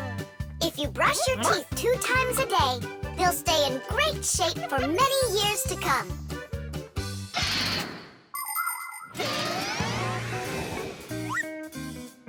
Mom, Dad, see? I've done everything. Well done. And I promise that I'm gonna brush my teeth the right way, as long as I need to, and... And twice a day? Only let me be a part of your awesome experiment. Please, would ya? Well, I don't know. I think we could try it. Oh. What? Well, we also have this foam for teeth. Who's gonna test that? Me! A real hero.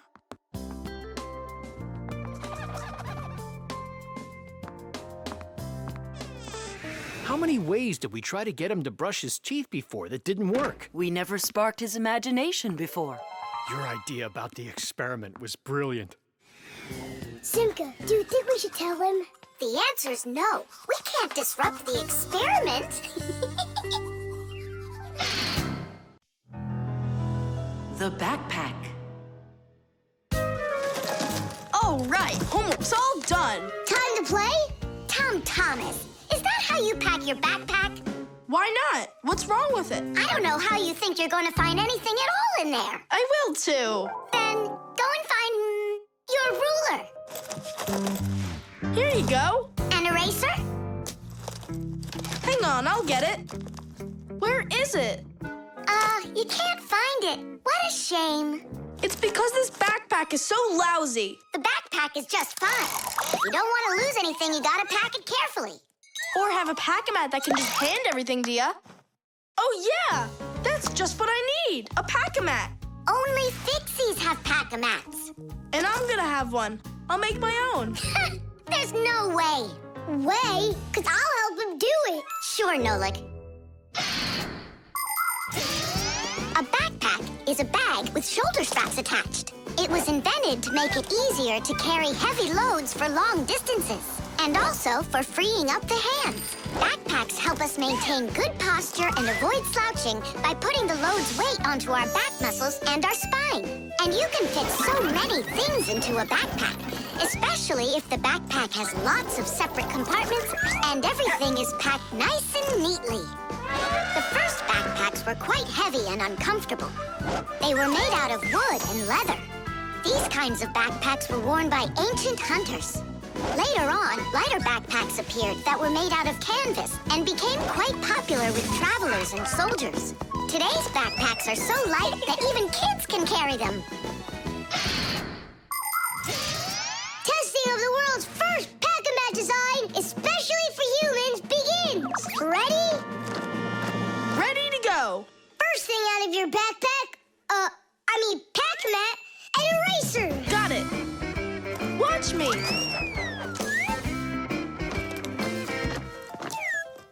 Cool. A pen, your blue one. Got it.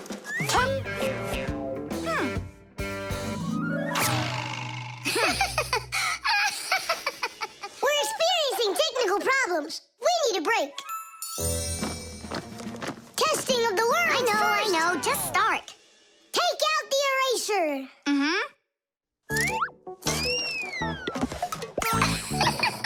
We'll say you did it. Take out the blue pen. Oh, wow. The ruler's next. That's some pack-a-mat you got. Class. Testing of the world's first pack-a-mat design. And where's Nolik? Don't worry, he'll come later. Testing. All right, already. Let's get it started. Go ahead. The eraser. We've seen that twice already.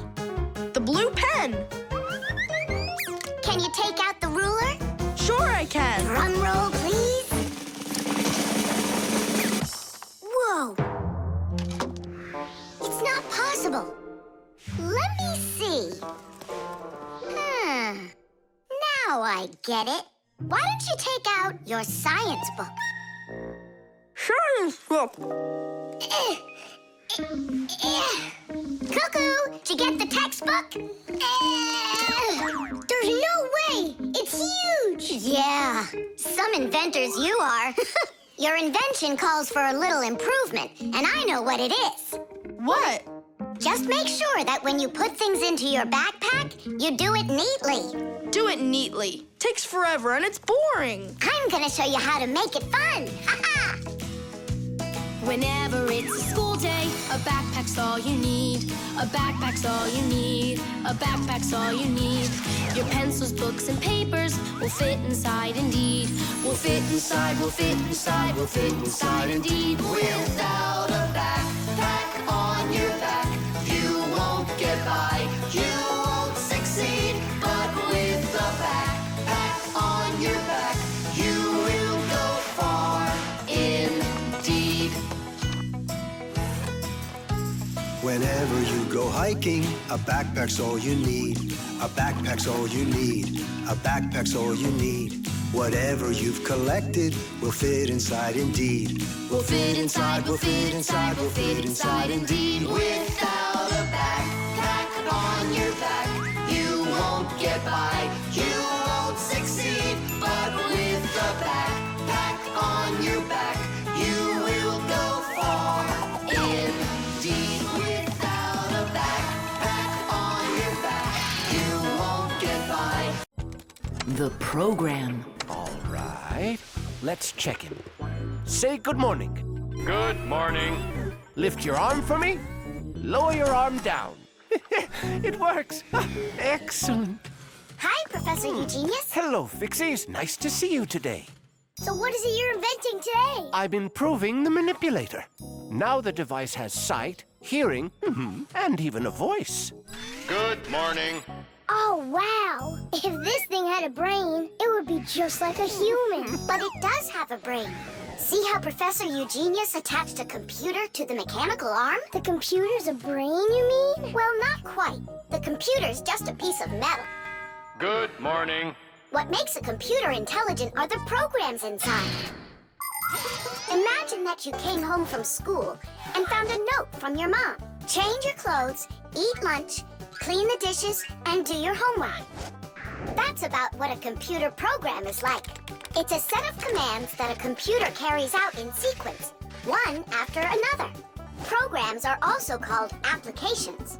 There are a lot of them in computers, tablets, and phones. It's the computer programs that make these devices so smart. There we go. I have tweaked the program. Let's see. Now the manipulator, upon my command, is going to wash this dirty mug. Manipulator, a dirty mug. Now, eliminate the problem. Executing. The problem has been eliminated. I don't think it understood what you said. Let's try it again. Clean up the shards. Don't understand. Well, just sweep the floor. Don't understand. How about rid the laboratory of any foreign objects? Understood. Executing. I see 2 foreign objects. Hey! What are you doing? Hey! Stop it right now. They're not foreign objects. They're my friends. That's better. Another foreign object. I'm not foreign. Another foreign I belong object. here. Foreign. I belong here. Foreign. I belong. Foreign. Enough! Stop it! Down!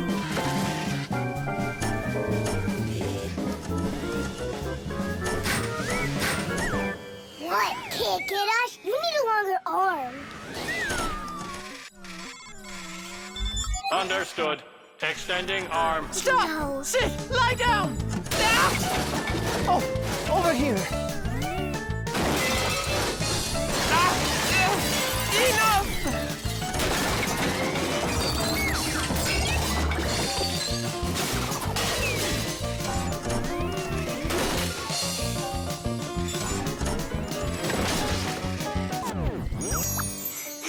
Your program doesn't seem to be working right. For sure. It must have some glitch.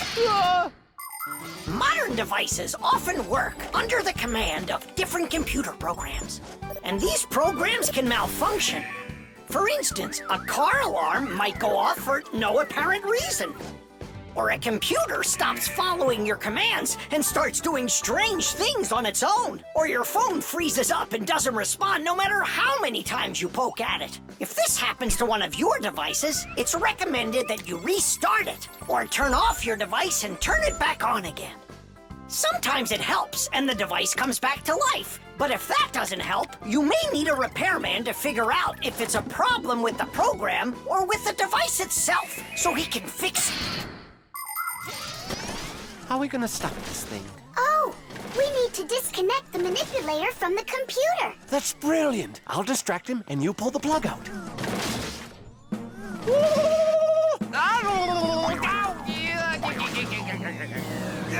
Don't. That's my sensitive spot. Yeah. Are you ready? And 1. Ow! And 2.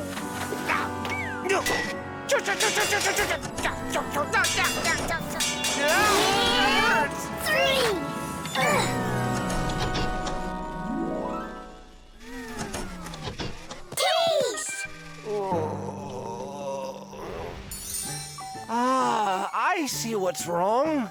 What? The program has a little mistake. There we go. Now the manipulator won't act up. Let's check it. Hang on, no way. That's enough for today. We still have to clean up this mess. Don't worry. The manipulator can help us out.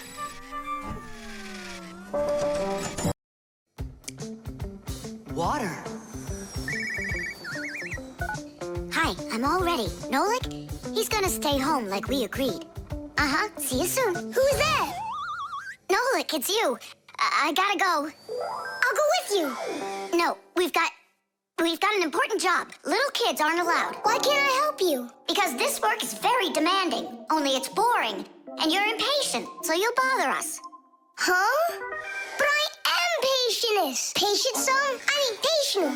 Like totally patient. Prove it then. How? See that, water filter? You have to count how many glasses of water it cleans. How many do I need to count? If you can reach 100, I'll believe you're patient. Why do they need that filter? Why not just drink water out of the sink? Don't worry about it. You need to be counting. That was 1.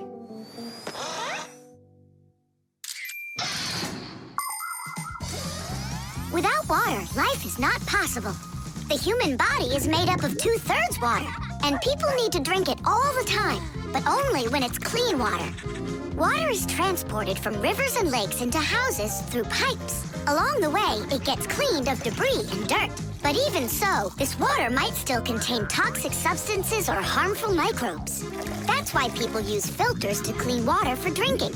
No bad stuff can get through this last line of defense.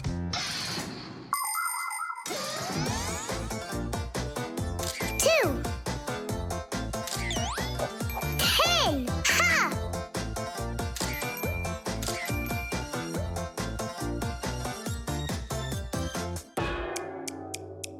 Where did they all go? They're not drinking anymore. How long do I gotta wait here? Huh. Thomas, are you thirsty? Then drink some water. But I don't want water. But you gotta. Don't you know that your body is almost all water? And so? And so what if you run out of it? Then all that'll be left of you is just some skin and bones.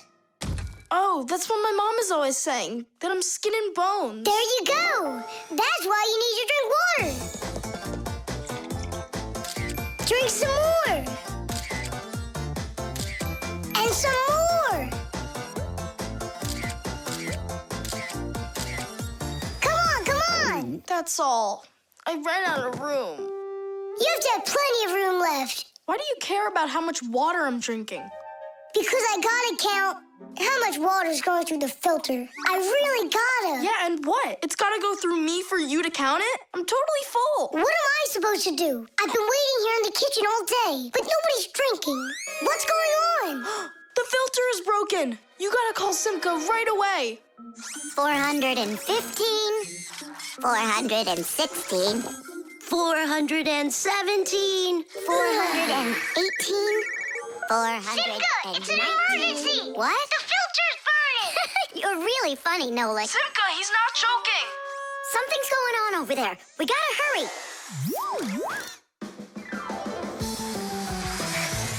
Where's the emergency? Look! So, what's going on here? Great. Now we're stuck fixing the filter. It's not broken. The flashing red light is an indicator. It means it's time to replace the cartridge in the filter. Since ancient times, people have been coming up with ways to remember things or to not mix things up. Knots on ropes were used as reminders that it was time to pay back a debt or reap a harvest. People would cut notches into trees to help remember numbers. Later, people invented the abacus, calendars, and day planners. And now, things are even easier because devices can give us reminders.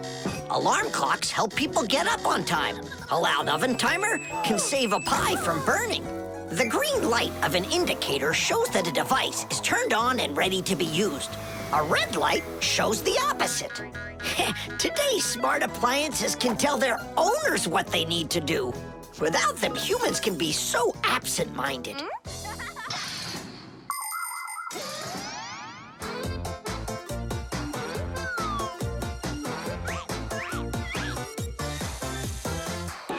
It's all ready. Tish!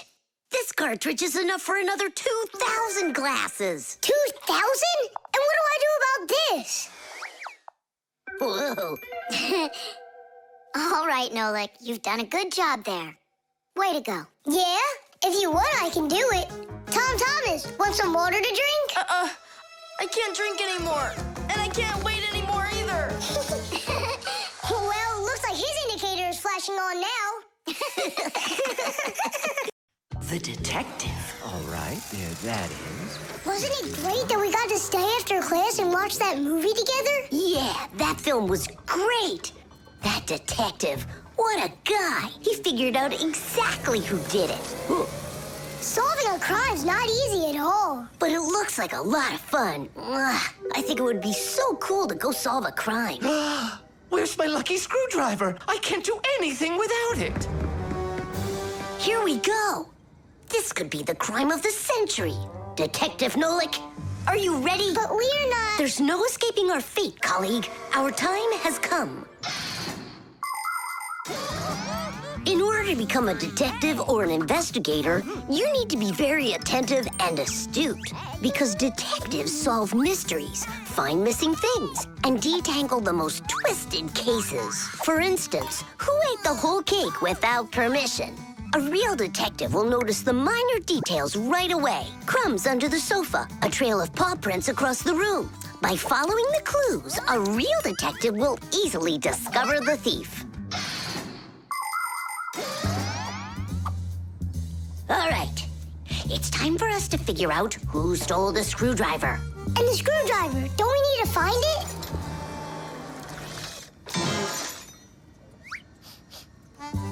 Not now. First, let's find the thief. Oh, look at that. It's Digit. Digit? Why are you back at the laboratory? Our school classes are over. I want to talk to the professor. I came up with the coolest thing to make. What cool thing? It's a secret. That's a bit hard to believe. All right now, suspect. What were you doing after school? What do you mean, suspect? There must be some mix-up here. You're trying to dodge the question? You want to change the subject on me? That's it. I'm leaving. No screwdriver, no experiments. Whoa! You want to take over for Eugenius, and that's why you stole his lucky screwdriver. You're under arrest.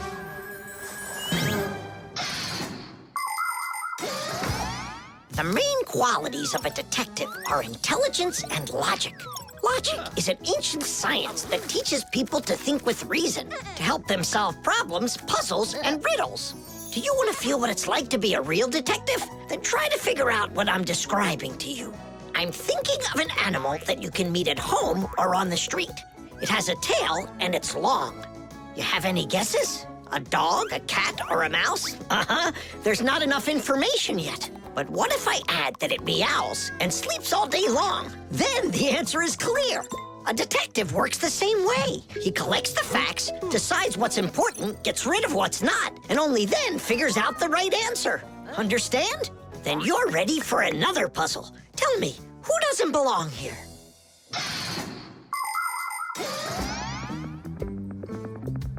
Are you gonna talk? What funny mustaches you got there. Oh, it's a party, right? Mm-hmm. They arrested me. Is this a game you're playing? Tula, you believe that a lucky object can bring good fortune, now don't you? Well, yeah. And what? Now it's clear. You helped Digit steal Eugenius's lucky screwdriver. Yeah, because you like lucky stuff. Arrest her. Tula, how long do I have to wait? Sipka, you gotta see this. We caught the criminals who stole the screwdriver from the professor. Cool, huh? Just awesome. Let's go, Tula. She stays here, under arrest. Yeah, I got it. Come on, let's go. We're not joking around. Oh, and exactly what proof do you have? What proof do I have? Well, Just what I thought. You have nothing, Fire. she's their partner, of course. Nolik, arrest her at once. What did she do wrong? It's insane. Now do what I said. I won't do it. Ah, you're with them. Stand with the crooks over there. Hey, we're partners, aren't we? Now wait a second. I'm wondering if you were the thief. Me? Yes, right. It's not me, I swear. I'm a detective. Nolik, please tell him. You put it away? In the warehouse? Oh, Elisa, I've told you 100 times. Please, don't touch my mess. Appears I was a bit off track. You'd have been better off looking for the screwdriver, detectives. That's what I told you. All right, we'll look for a new tactic to use on our next case. What do you mean on your next case? Where's my lucky soldering iron? So, Detective Nolik, shall we begin? The helicopter. It's very important, and I need your advice. Sorry I'm late. Oh, girls, I can hardly wait to see this. Here it goes.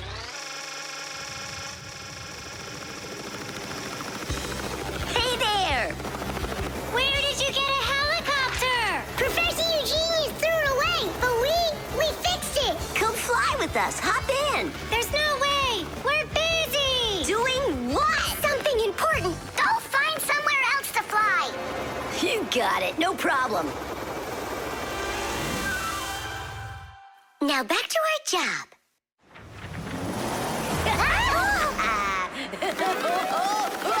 Stop it right now. You're bothering us. And you're going to fall.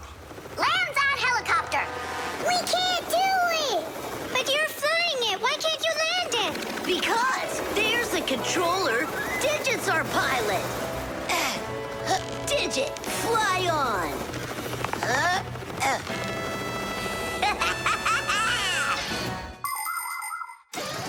Helicopters fly with the help of propellers. The biggest one is called the main rotor blade. When the engine turns it, the rotor pushes the air with such a powerful force that it lifts the helicopter up off the ground. Of course, helicopters can't fly as fast as airplanes, but they have the ability to easily land on a small patch of ground. And unlike airplanes, helicopters can hover in the air for a long time and even fly backwards. Digit, turn us to the left. No! Turn right! And higher! Digit, Fire and Nolik are being dopey, but you're smart enough to know it's dangerous. Just land it. Hang on. This is one amazing rotor-driven machine. Leonardo da Vinci himself had a design for one, and now look who's controlling it. It really is impressive. You're a total ace on that controller. And so smart. And brave. The girls really like boys like that. That's how I roll. Sure, yeah, you're great. Now land it. Digit! Oh! The wall! Nolik, don't panic. We're gonna have to jump. Whoa! What about me?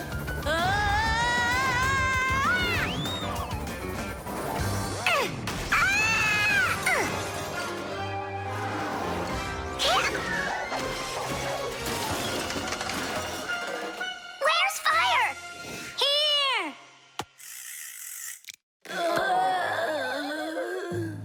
You could have crashed. And if it wasn't for us... If it wasn't for you distracting our pilot, everything would have been okay. A real pilot, you know, shouldn't get distracted. And first he has to learn how to fly on a simulator, right, Digit?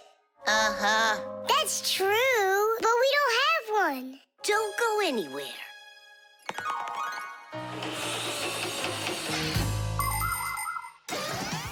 Airplanes, helicopters, trains, and even cars are complicated machines that can be a challenge to navigate.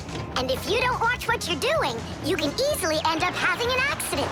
That's That's why future pilots, train operators, and drivers all take comprehensive training classes that include learning how to fly a plane or drive a train using simulators. This, for instance, is an exact copy of a cockpit, only without wings and with screens for windows. You pull the controller, and the cabin moves the way it would if you were actually taking off. And on the screens, the Earth is racing under the clouds. It takes your breath away. Commercial pilots are required to take part in many simulations like this before they're allowed to pilot a real airplane. Our pilot simulator is ready to go. Oh, wow. And I'll be the first one to try it. Here we go. Kids. Right, Digit?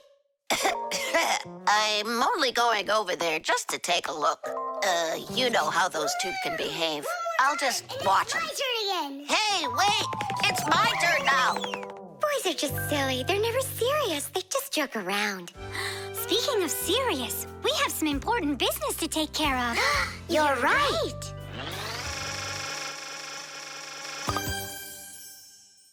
I can't figure out where I should put them. What about on the pack-a-mat? Oh, that's a very serious problem. Yeah, this is really important, not something silly like those boys are doing. The coffee maker. Tadish! Hi there, Tom Thomas. Are you ready for school? Uh-huh. And you? I'm helping Marcia today for school. 3 more patients? How in the world can I do it all? I have that new equipment being delivered, and I'm leading this week's case presentations. Oh well, somehow I'll have to figure out how to do it. Good morning. Yeah, just great, huh? I got work piled up to the ceiling. Okay, a cup of coffee is the only thing that can save me today. Now what? The last thing I need's to be late. The coffee maker started its cleaning cycle. She'll have to wait. What's the problem? Why don't you work? Are you going to work or what? Oh, the poor coffee maker. Tom Thomas's poor mother. That's enough! Work already! What is going on today? Hey, Mom, come on. Let me give it a try. I can't take any more of this. We've got to help her. I really hope nothing broke in there. Don't worry, we'll get it working. Just distract your mom. Mom, and what if the coffee maker just started working again right now? Would that save your day, you think? Mm-hmm. Early coffee makers would do nothing more than heat up the water and force it through the ground coffee. Today's generation of devices are often called coffee machines. They can do so much more and even remove the mineral deposits themselves. These machines can make your coffee any strength and add milk and sugar if that's how you like it. And most conveniently, they can grind the coffee beans right before brewing. Just press the button and the fresh cup of coffee is ready. And that aroma. The main thing with any coffee maker is to be nice to it. Then you just give it some time, and it starts working by itself. That is just absurd. Restarting it is the first step. Simka, get over there and open and close that contact.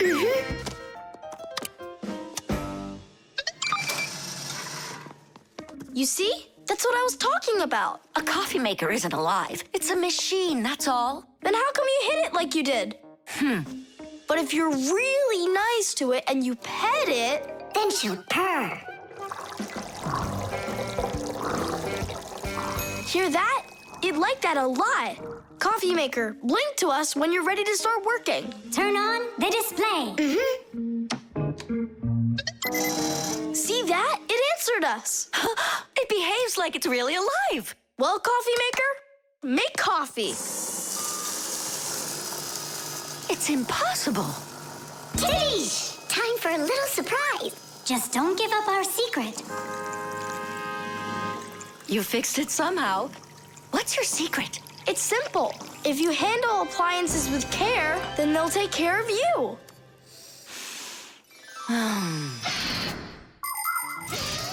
The magic taste of coffee was first appreciated in Arabia, and that's why the most well-known variety of coffee is called Arabica. Coffee trees grow throughout the world in mountain regions where the weather is warm and humid. The branches of coffee trees get covered with coffee berries. But to make the coffee drink, we don't need the berries, just the seeds inside. After the coffee beans are roasted and then ground, hot water is added. Different cultures serve coffee differently. Some serve it hot, some cold. With sugar, with milk, with ice cream, with cinnamon, with ginger, and even with salt and pepper. They say that coffee gives people energy and helps them from feeling tired. But it's important not to drink too much.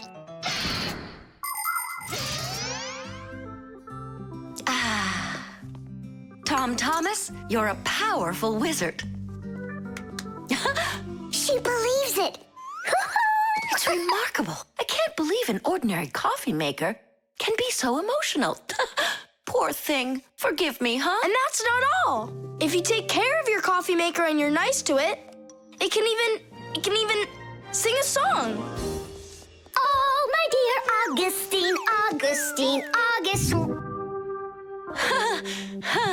I've got to be hearing things. You've got me under your spell, Tom Thomas. Time to go. Augustine. Oh, my dear Augustine, Augustine. Why did you start singing? Sorry, I got carried away. And I got carried away. Sing me that song again, will you? Oh, my dear Augustine, Augustine, Augustine. Oh, my dear Augustine, everything's gone. Vitamins. 7 times 5 is 35. 7 times 6. Wait a sec. It's Tom Thomas, are you ready? For what? For our walk. Did you forget? Oh, yeah. I'm having such problems with my memory. I keep trying to memorize this table, but I can't. If you want to improve your memory, you need vitamins. Vitamins? Well, how's it going, Tom Thomas? Not well. My memory's just terrible. Studying's getting me nowhere. Hey, don't be discouraged. We'll make your memory better with some vitamins. Oh, now you about vitamins. And who else? Just a school friend. Well, all right. Vitamins are very important for people's health, even though you don't need much of them. For instance, vitamin A is necessary for good eyesight and normal growth. Vitamin C helps keep you from getting sick. Vitamin D makes your teeth and bones stronger. Usually, people get the vitamins they require from a diet of fruits, dairy, vegetables, and other healthy foods. But if someone still isn't getting the vitamins their body needs, then doctors recommend taking special vitamin pills. All right, take out some vegetables and some fruit. And some berries. They have a lot of vitamins, too.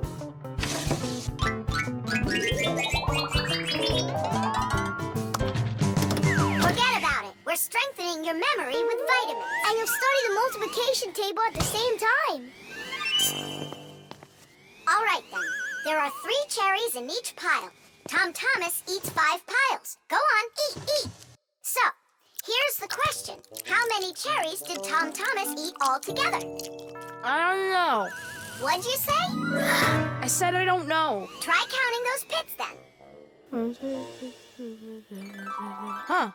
15. That's right. And that means that 3 times 5 equals 15. Now, try my problem. Tom Thomas ate 3 pairs of apples. That's easy. The answer's 6. I just couldn't find more apples for that one. Tom Thomas, quit slacking off. To get this problem right, you have to eat the apples. They have vitamins.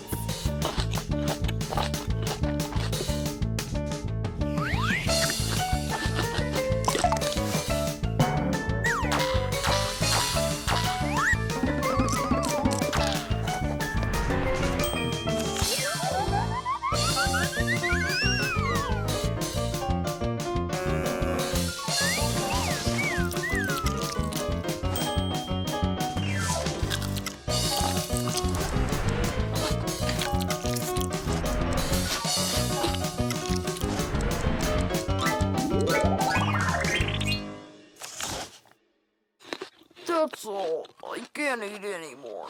Keep eating. They have vitamins. Anyhow, we don't have enough carrots for me to learn how to multiply by 9. All right, then, I'll help you. To multiply 2 by 3, all you need to do is just add 3 2's together. It's much harder to multiply a number by 9. That takes too much time to add. That's why at schools they want you to memorize the table. But there's a simple way to multiply by 9 without the table or a calculator. Let's say you need to multiply the number 3 by 9. Put your hands face up in front of you. Now, find the third finger from the left and bend it down. So what do we see? There are 2 fingers to the left of the bent finger and 7 fingers to the right. 2 and 7 means that the answer is 27. You got it? Great! Let's do another problem. What is 7 times 9? Here are 6 fingers, and here are 3. That's right! The answer's 63. Thomas, did you eat all of that? But you're the one that told me you need to eat vitamins. That's why I got these vitamins for you. That little? What do you mean, little? There's enough in this bottle for a month. Go ahead, try one. They're very good for you. They taste good, too. Right. Better than an onion. Or a radish. Can I have another one? No, that's enough. You shouldn't take more than 1 vitamin every day. I remember where I saw this. I saw the same kind of bottle with a green lid over at Katya's. Speaking of memory, let's check your multiplication table. Let's say that you and Katya are each taking 1 vitamin a day. So, how many have you eaten after 9 days? The answer's 18. Well done. It's getting better. Vitamins really work. The heart. Where's my packing mat? It's not here either. I think my head's got a screw loose. Oh! Thomas, why are you throwing your stuff around? Oh, because I got a real problem. What is it? I can't decide which club I should pick. Johnny signed up for robotics, and Katya's gonna be in chess. You call that a problem? Go with Johnny. And why not Katya? Then go with chess. But they don't have robots. My mom told me I should listen to my heart. Do you know how to do that? I found it. See you. Gotta go. Nolik. Simka can tell you. She knows everything. The heart is the main pump of a living organism. It's a unique muscular organ with a multitude of blood vessels attached to it. The main function of the heart is to continuously move blood throughout the body. The human heart pumps about 6 liters of blood every minute, even though this pump is not that large. Make a fist. Your heart is about the same size as that. To make sure your heart stays healthy, you need to strengthen it with plenty of exercise and a healthy diet.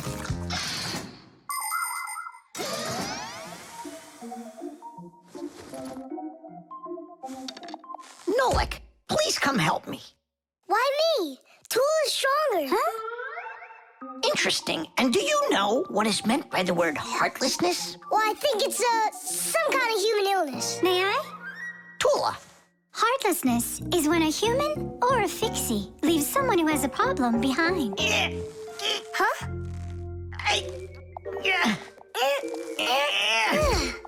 Thank you very much, young man. Young fixie. Heartlessness. Does it last forever? Of course not. We just need to help one another more often. Uh-huh.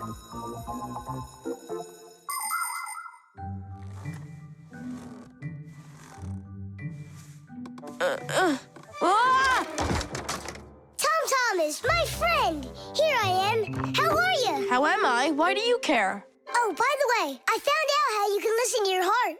You need this tube. It's called a stethoscope. A stethoscope, but I don't have one. That's what I'm for. That thing is way too tiny. Your mom must have one. Oh, yeah.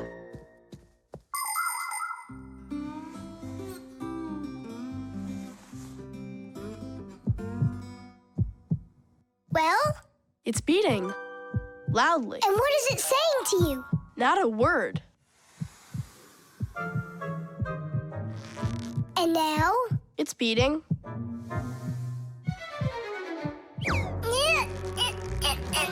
Huh? What was that?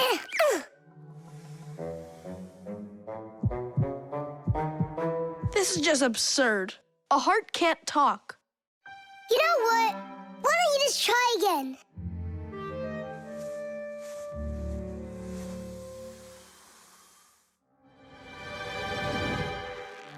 Thomas. Who is that? It's your heart talking. Boom, boom. Can you hear me? Uh-huh. I believe that robotics is right for you. And what about chess? Who cares about chess? Robots are way cooler. This voice reminds me of someone. Heh, so that's what you look like, my itty-bitty heart. Well, I did it from the bottom of my heart. When a human is at rest, his heart beats between 60 and 100 times per minute. This rhythm is called the pulse rate. Place 2 fingers on your wrist or your neck. Can you hear it? Boom, boom, boom, boom. You can count the beats. When you're sleeping, your pulse slows down. But when you get excited, run, or get worried or afraid, your heart begins to beat faster and pumps the blood harder. Sometimes it feels like it's beating so fast that people say, "Oh, my heart is going to jump out of my chest." But don't be afraid, it's not going anywhere. And when people say, "Listen to your heart," they don't mean that your heart can talk. It means that you should trust yourself and listen to your feelings. And then you'll definitely find the answer you're looking for. Looks like at the end of the day, I'm heartless. I couldn't help my friend at all. Nolik, but you helped. You really did. I finally figured out which club I want to join. Robotics, like I told you? Not that. I want to learn medicine. The movie. He fakes left. He shoots.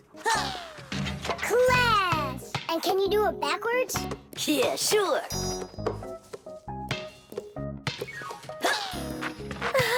No way! What a shot! Huh. I wish Simka could see this. Why don't we make a movie for Simka about fire? We can use my Fixie tub. It's got a camera. How come it's only for Simka? We'll make it for all of us. That's a great idea. I'll shoot the ball at the basket, and Nolik will do the filming. And what do we do? You can be whatever you want, like cheerleaders or the coaches. Yeah, a cheerleader. Count me in.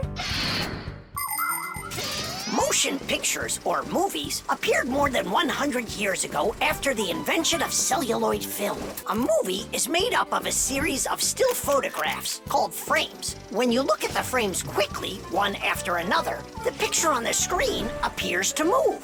It's hard to believe, but the first viewers got very scared when they saw a moving train on the screen. At first, films were silent. Only later did people learn to make them with sound. And soon after that, people learned to make movies in full, beautiful color. Movies aren't shot on film anymore. They're made with digital cameras. Today, almost all phones and tablets come with digital cameras inside of them. This makes it easy for just about anybody to make their own movie and share it with their friends. Fire is the best. Ooh, he can shoot the best. Hey, I haven't turned the camera on yet. Get ready. Here we go. Yep. Fire is the best. Cut. I got it. Show me. Yep. Fire is the best. And where's the ball? It flew over there. That's not right. You have to see the ball flying in the picture. I got it. Get ready.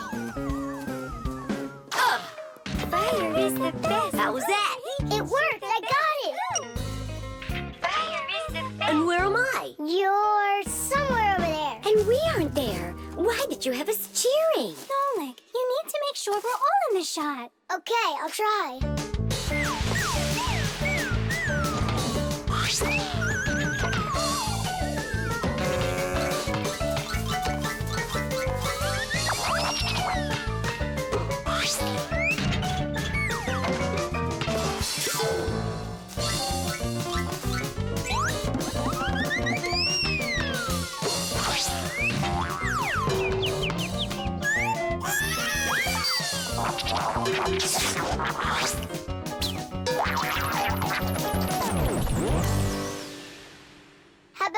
shoot the ball and Fire films it. No, Nolik. It's better if Fire takes the shots and you do the filming. Fire can't even hit the basket. You try to hit the basket when everybody's bothering you. Oh, so it's our fault, Why don't you learn how to play? Are you fighting again? We're shooting a film. Whoa! Can I see it? There's nothing for you to see. All I have is pieces. And not one is right. Don't worry. It's no problem. All it needs is editing. What does it need? Movies are not usually shot all at once, just a piece at a time. And each of these pieces can be shot several times with the camera in different places. Then there's plenty to choose from. After you're done shooting, you can take all of the best shots and put them one after another to make your movie. This process is called editing. Editing allows us to make movies that show things that could be impossible to shoot all at once. Well, let's see. For this first shot, we've got this take over here. For the ball going in, we've got this one. And I like this one of me shooting. And don't forget to put in me and Tula. Of course not. So here's what we've got. Fire is the best! Dish! The film is super. Can I try to edit it? Yeah, go ahead. Now we have something to show to our teacher. And Digit, too. And Papus and Marcia. Look, I did my own editing in the movie.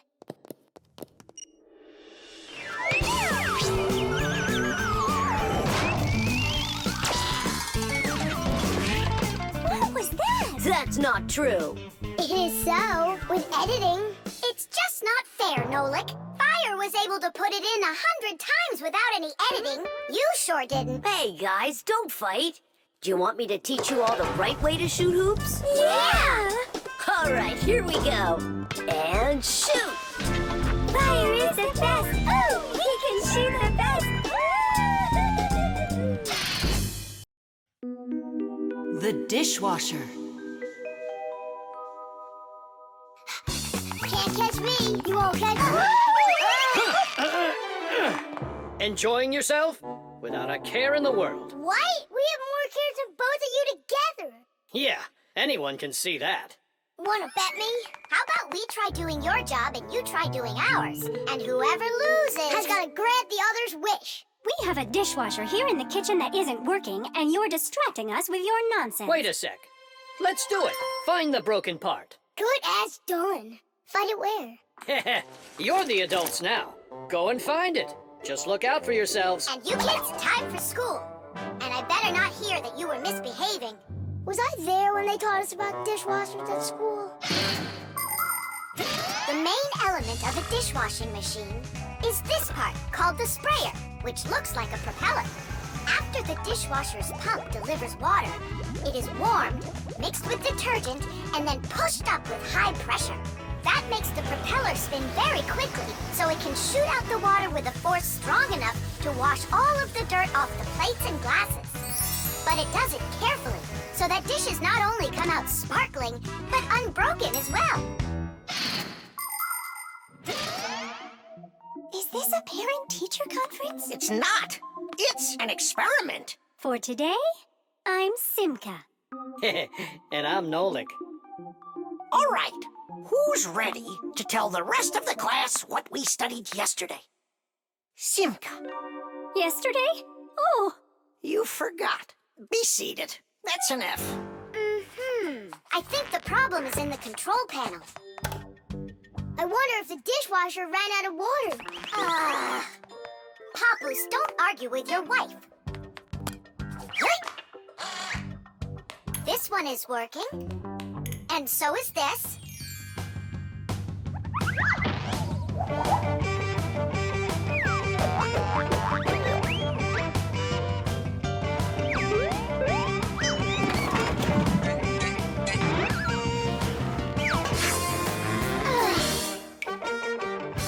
You know what? Why don't we just wash those dishes? But that would be cheating. No one will find out. The dishes will all be nice and clean, and bam, we're the winners.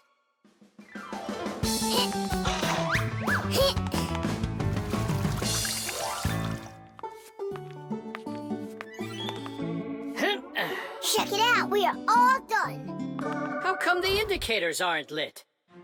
Fixies have to fix things. And what do you call this? And you, did you both go to school today? Of course we did. I mean Simka, got an F for her answer. Well, thanks, Marcia. And did you play with Tom Thomas? You know that we don't show ourselves to people. Tom Thomas isn't any human. He's our friend. Either you play with him, or you both lose, just like we did. No way. We'll play another round. The earliest kitchenware appeared about 7,000 years ago. Early people made these containers from stone or wood. Another kind of container for holding food was woven baskets. The baskets would be lined with clay for durability. Once, one of these baskets fell into a bonfire, and lo and behold, the wood on the outside burned away, while the clay was now hard as a rock. That discovery led to the invention of clay pottery that is still in use to this very day. Later on came the development of glass, metal, and cast iron cookware. The world's richest people can even have food served to them on dishes of silver or gold. Today, kitchenware is not only a practical convenience, but it can decorate any home as well. Forget it. This is impossible. Let's just tell them we give up. Simka, how come this button is crooked and not sticking out? 'Cause the button got jammed. Yeah! Nolik, you figured out what was wrong.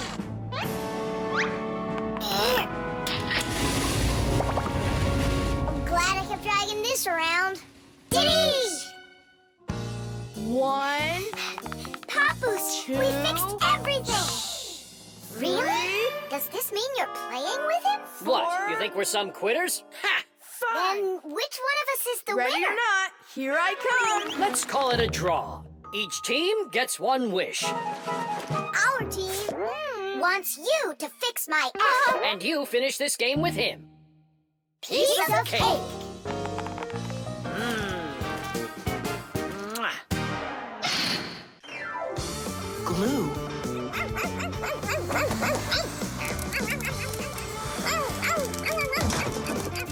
Nolik, let's split up!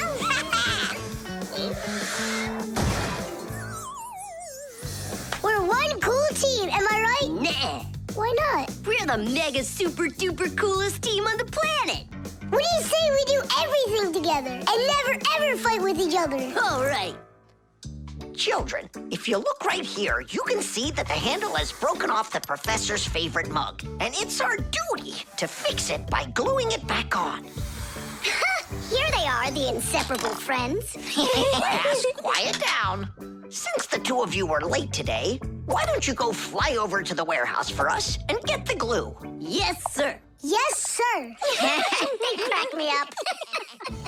Is there any glue left in there? Nolik, try jumping on the tube a little. Great, there's plenty. Our super duper team has done some super excellent work. What's going on? Our hands are stuck. We gotta pull. This glue is sticky. With the help of glue, you can stick almost anything together. Paper, plastic, glass, rubber, wood, and even metal. The reason that glue works is because everything, even an ordinary sheet of paper, has a rough surface. Just look at those pits and ridges. If we take 2 sheets of paper, fill those pits with glue, and press them together, the molecules of the glue will start joining with one another. After that, all that's left is for the glue to dry. Now what? How about we fly like this? Good idea. Everyone will laugh at how funny we are. Heads up, everybody. Mission complete. Well done. Take your places. And put your hands on your desk. We can't do that. We got glued together. It's all right. Come on over here. We don't want you to take our hands apart. We're sure this glue's gonna make our friendship stronger, right? You really think friendship can be measured like that? Jump!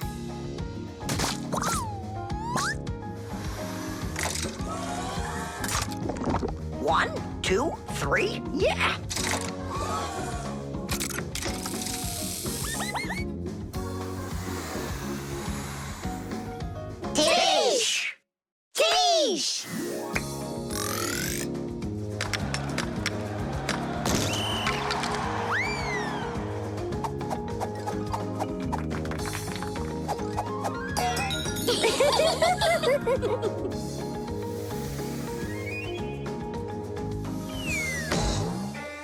Come on, I need to go over there. Well, I need to go over there.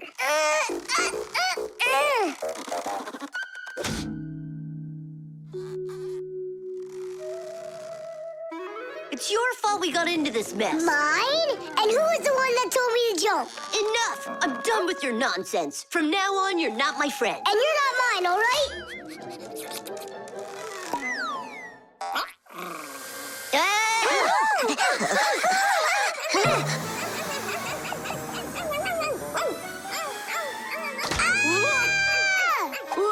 Nolik!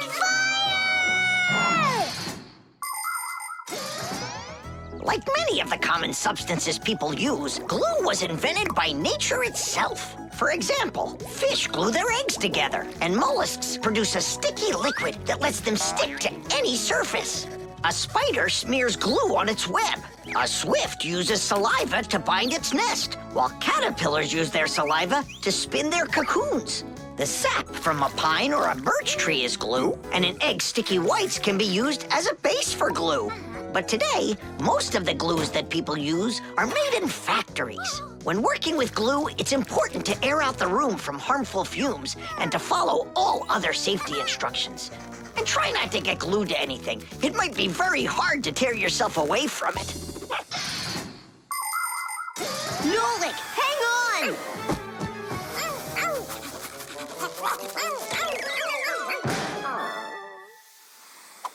Fire! You just saved me! But how come we got unstuck? Maybe it was bad glue? No, we were trying to get you disattached for so long that the glue lost the adhesive properties it had. And our friendship? Did it also lose its properties? You know what, Nolik? I'm sorry. We don't need glue to make our friendship stronger. Peace. Peace. Oh. Uh-oh. Gotcha. The window.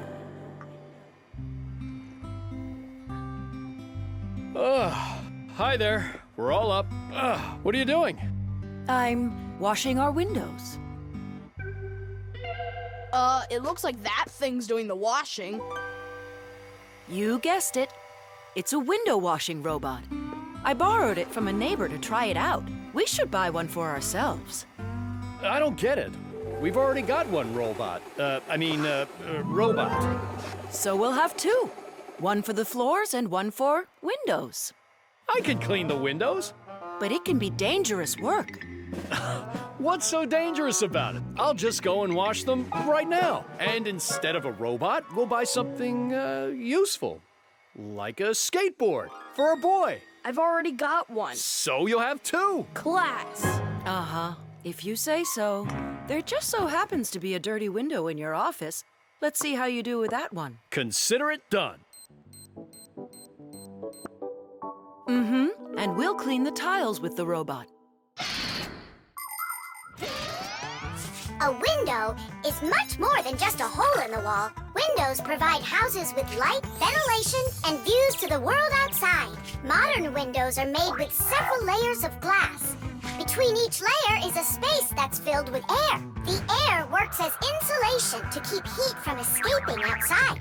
Do you know how to tell how many layers of glass your window has? Just shine a flashlight at it. The number of reflections tells you the number of layers.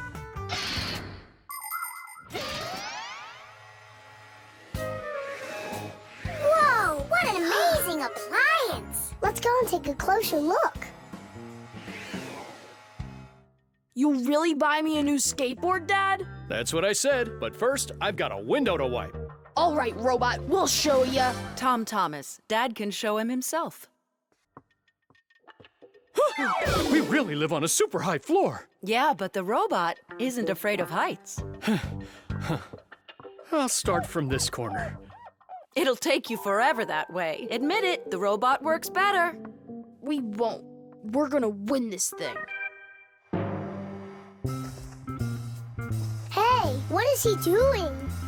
I'm not sure.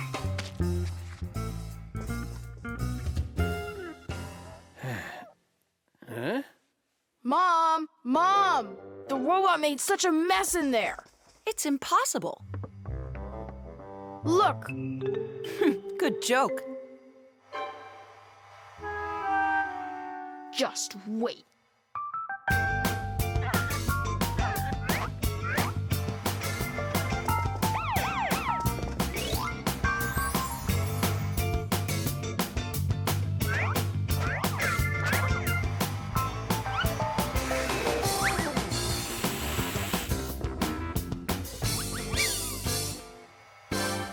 I don't get how you're cleaning it.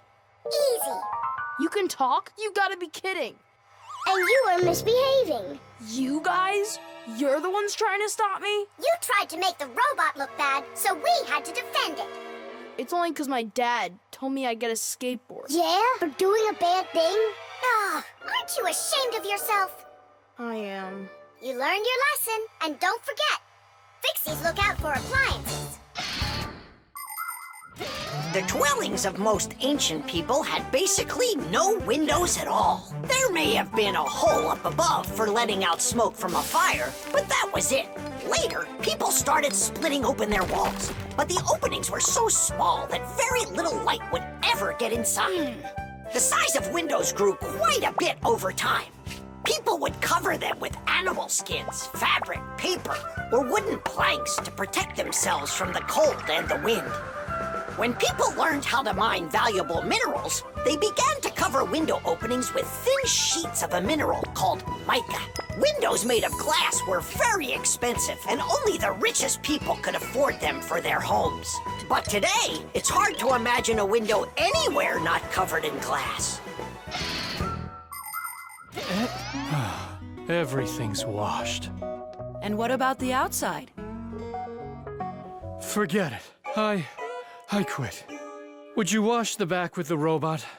Yeah, consider it done.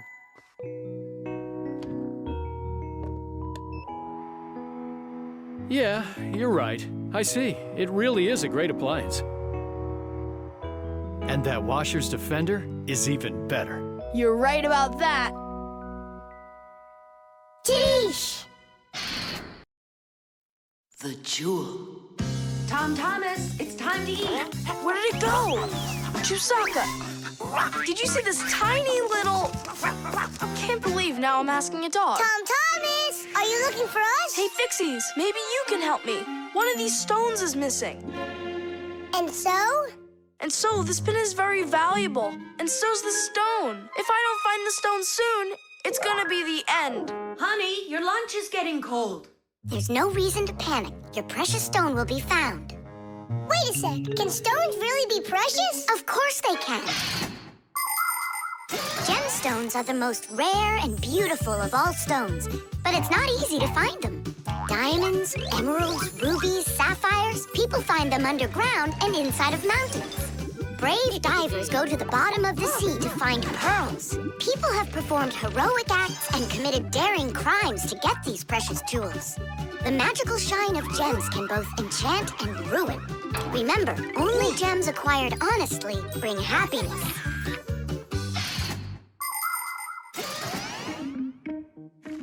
I can't find it anywhere. Maybe Chusaka took it. She saw that it was valuable and... You're right. Chusaka? Give us back the gem, all right? Give it back, we said. Why are you making Chusaka angry? Because she has to give the stone back. What stone, Simka? One that costs a ton. Dogs are supposed to keep treasure safe, but this one eats them. Maybe you didn't look carefully. For example, did you check inside that flower pot?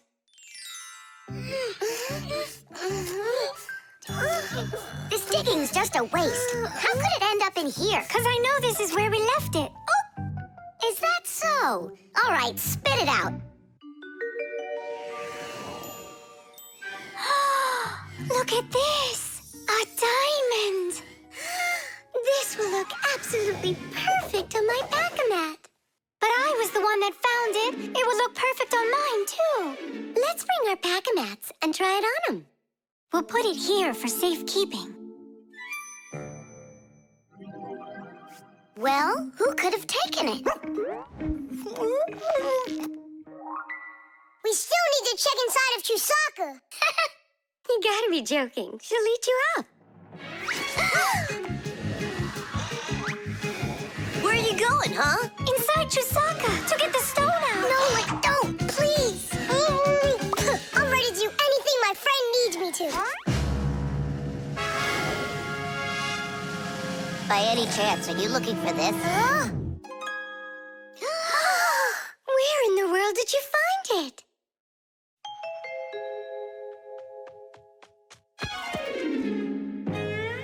I found a buried diamond. It looks like a diamond, but to be sure, we'll have to conduct a test. A raw diamond looks like an ordinary stone, but after cutting and polishing each of its facets, that special stone transforms into a rare and very expensive jewel that can adorn a necklace, a crown, or a museum's display case. The truth is, only a small part of all found diamonds is used for jewelry. It's because a diamond is also the hardest rock on the planet. That makes it perfect for cutting glass. Diamonds are used in making strong drill bits and cutting blades. Many important medical instruments could not be made without them. With the help of diamonds, it's even possible to drill through a mountain when building a tunnel. That's just how valuable diamonds are. They can cut a pipe and go well with a dress. Isn't it pretty? Only it's not a... Tom Thomas! We found the stone! Oh! And now it's gone.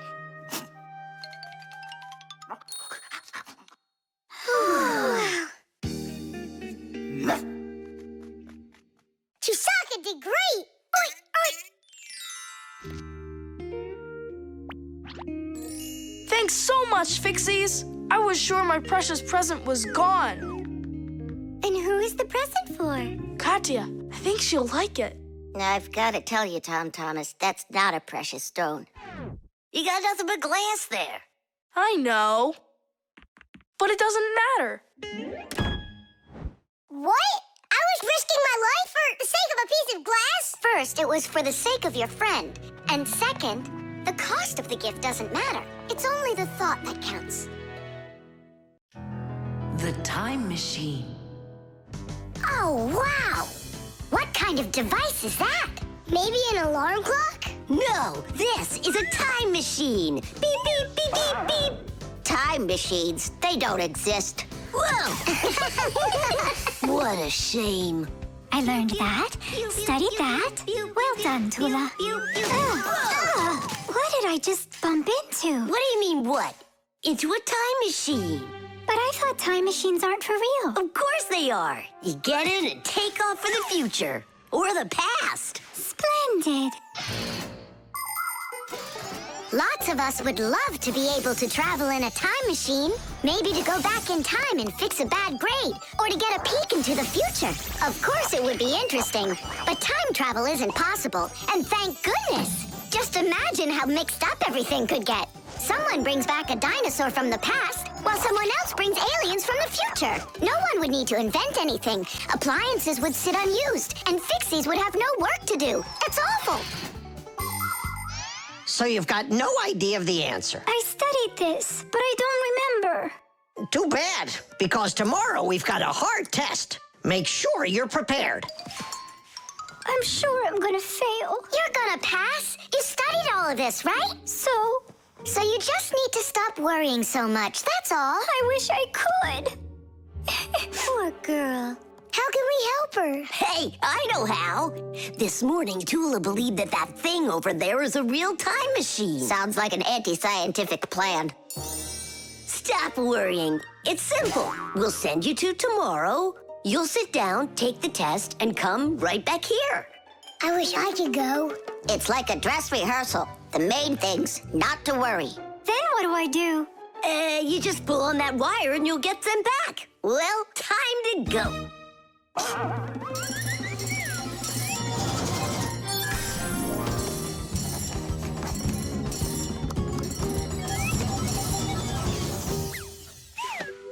Wow, it's tomorrow. Hi there. Are you ready? Uh-huh. Grandpa's got sick, so I'll be giving you your tests. I'm scared. Don't worry, it's just a rehearsal.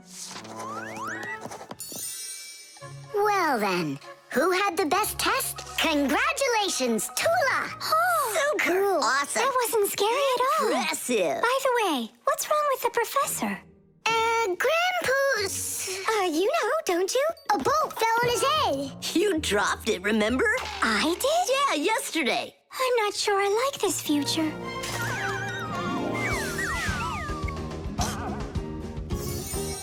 Well, how did it go there? Later. But if you meet a Fixie, please don't let their secret out. Oh! Leave this on until tomorrow. What is this? Come back! No!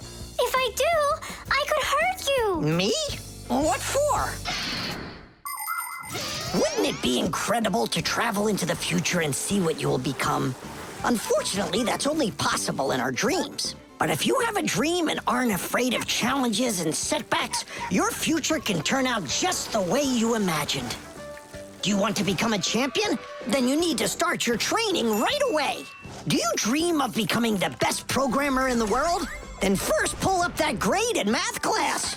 Do you dream of sailing the oceans? Then you'll need to do a lot of reading because a captain has so much he needs to learn. Start creating your future right now.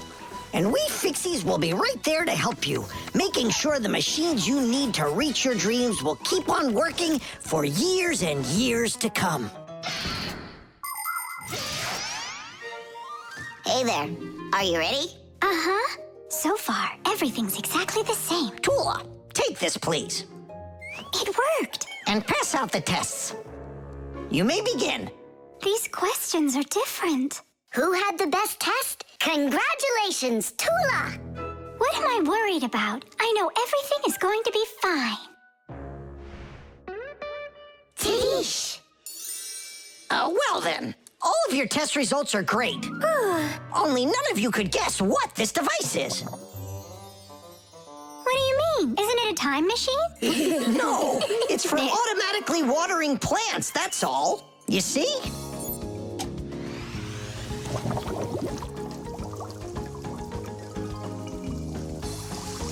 Cool, right? Wow, it's fantastic. So hang on, you guys tricked me? But you passed the test, right? Well, all right. Then I forgive you. The Solar Eclipse. All right, here we go. Tom Thomas! What's that for? There's a solar eclipse today. Look, and I'm gonna watch it. That's so cool! And what do you need the box for? Simka, did you forget? It's dangerous to look straight into the sun. Huh? It's so dark. How long until it starts to get dark? Half an hour. We'd be happy to help you out with that, wouldn't we? Only one thing I don't get. The light will be gone? Like, gone forever? How did you come up with that? There've been plenty of eclipses before this one. In outer space, everything is in a state of constant movement. The Earth revolves around the sun, and the moon revolves around the Earth. Sometimes the moon gets in between the sun and the Earth and covers the sun. And so, for a little while, the sun no longer appears as a bright glowing sphere, but a simple black ball. This phenomenon is called a solar eclipse. But a solar eclipse can only be seen by humans and Fixies that are in its shadow while it's happening. But anything could happen. Like, what if something gets stuck? Then, would it stay dark forever? And when has that ever happened? It's happening now! Nolik, either help us out or stop bothering us. All right, look. This is the Earth, here, and the moon, there. The flashlight's our sun. You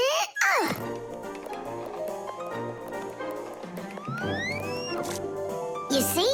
The moon's shadow falls on the Earth. And now watch. When the moon starts to go, the light comes back. Did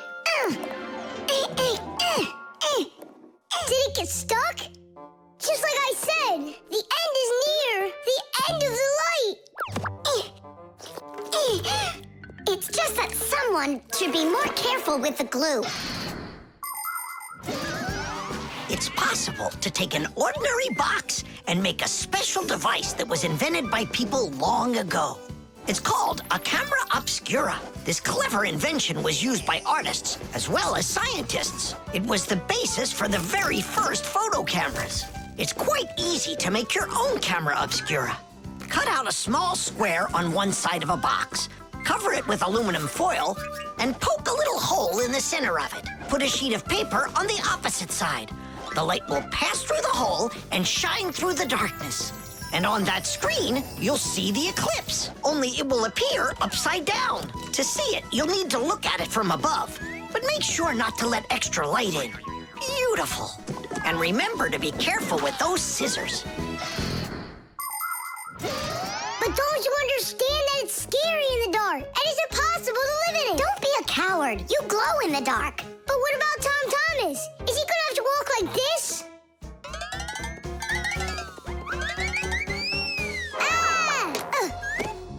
You'll be able to light up the way for him. And if I run out of juice? I'll use my flashlight. And when the batteries run out? Relax, I'll find more. In the dark? No, we have to get prepared right now.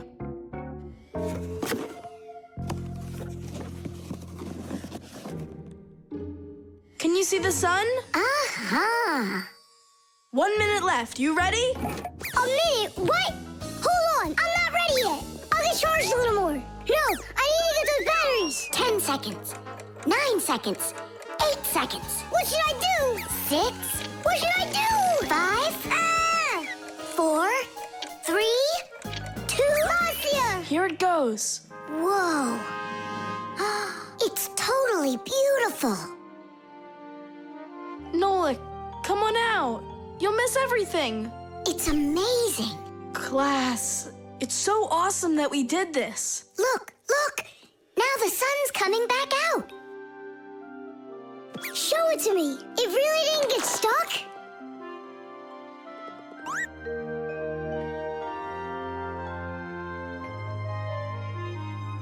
You mean the whole eclipse is done? It was cool, wasn't it? Uh-huh.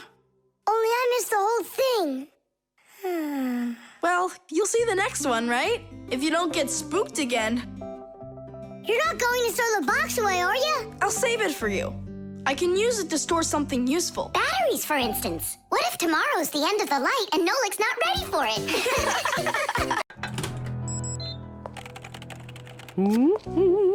The copy. Elisa! Don't worry, I found it. No, I didn't find it. Elisa! Elisa! I hear you. I'm coming, Professor Eugenius. Have you seen this umbrella anywhere? Looks like the professor lost his umbrella again. More than one? Look at all these flyers. Nolik, they're all copies of one flyer. Elisa prints lots of them so she can hang them up all over town. A copier is a device for making multiple copies of a single picture or document. An image that needs to be copied is placed on a piece of glass under a lid. The photocopier shines a bright light on it so it can take a clear picture. Then the image is printed onto paper with the help of special ink and a rotating drum. This way, you can make identical copies over and over again from one original until the ink or the paper runs out. What happened, Professor Eugenius? My briefcase. I can't find it anywhere. Oh, you're so absent-minded. First it was the umbrella, now it's the briefcase. Oh, is that for me? I don't do it on purpose. Well, we'll find your briefcase. I'll go design a new flyer for that, and I'll print those out too. I just remembered. Remembered where you left your briefcase? Not that. This morning, I forgot to drink my tea. So we need to find your tea as well. It's so dark inside of here. Quiet! Elisa's coming out. We have to hide.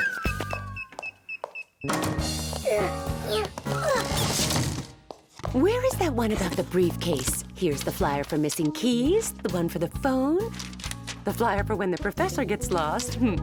Here, a missing briefcase. Excellent.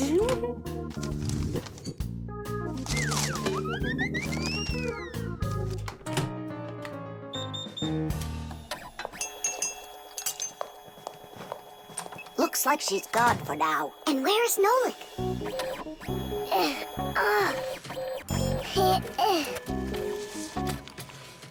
There's Nolik, in printed form. He got stuck inside the copier. We have to go and save him. Save him? We all need to be saved, Tula. If Elisa takes these flyers and hangs them up, the whole city will find out about Fixies. So what do we do then? Wait, oh, we can use those liquid erasers to paint over Nolik.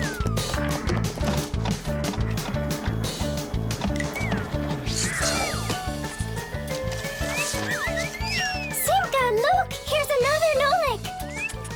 Oh, here comes another one.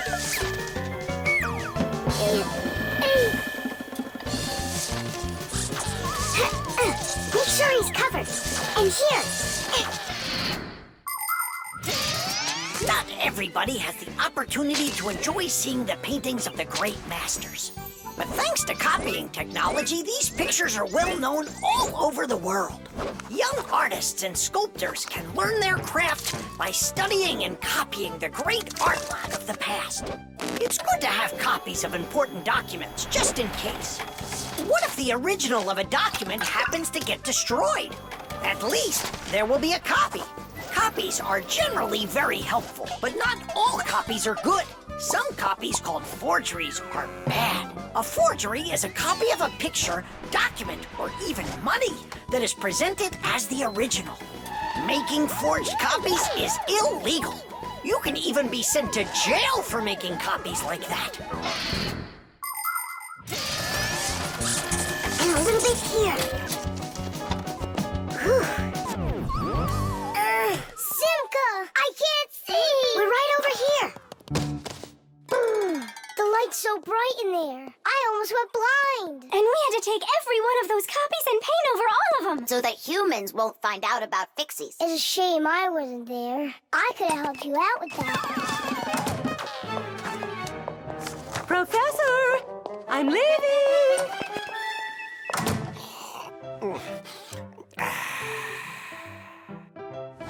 There they are. Elisa!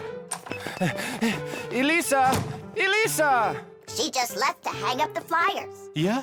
And I found the briefcase in the umbrella myself. I have to call her and tell her. Where's my phone? Have I really lost it? Don't you worry, Professor. If you can't find it, Elisa's got a flyer for your phone already. What's important right now is that Elisa doesn't go missing.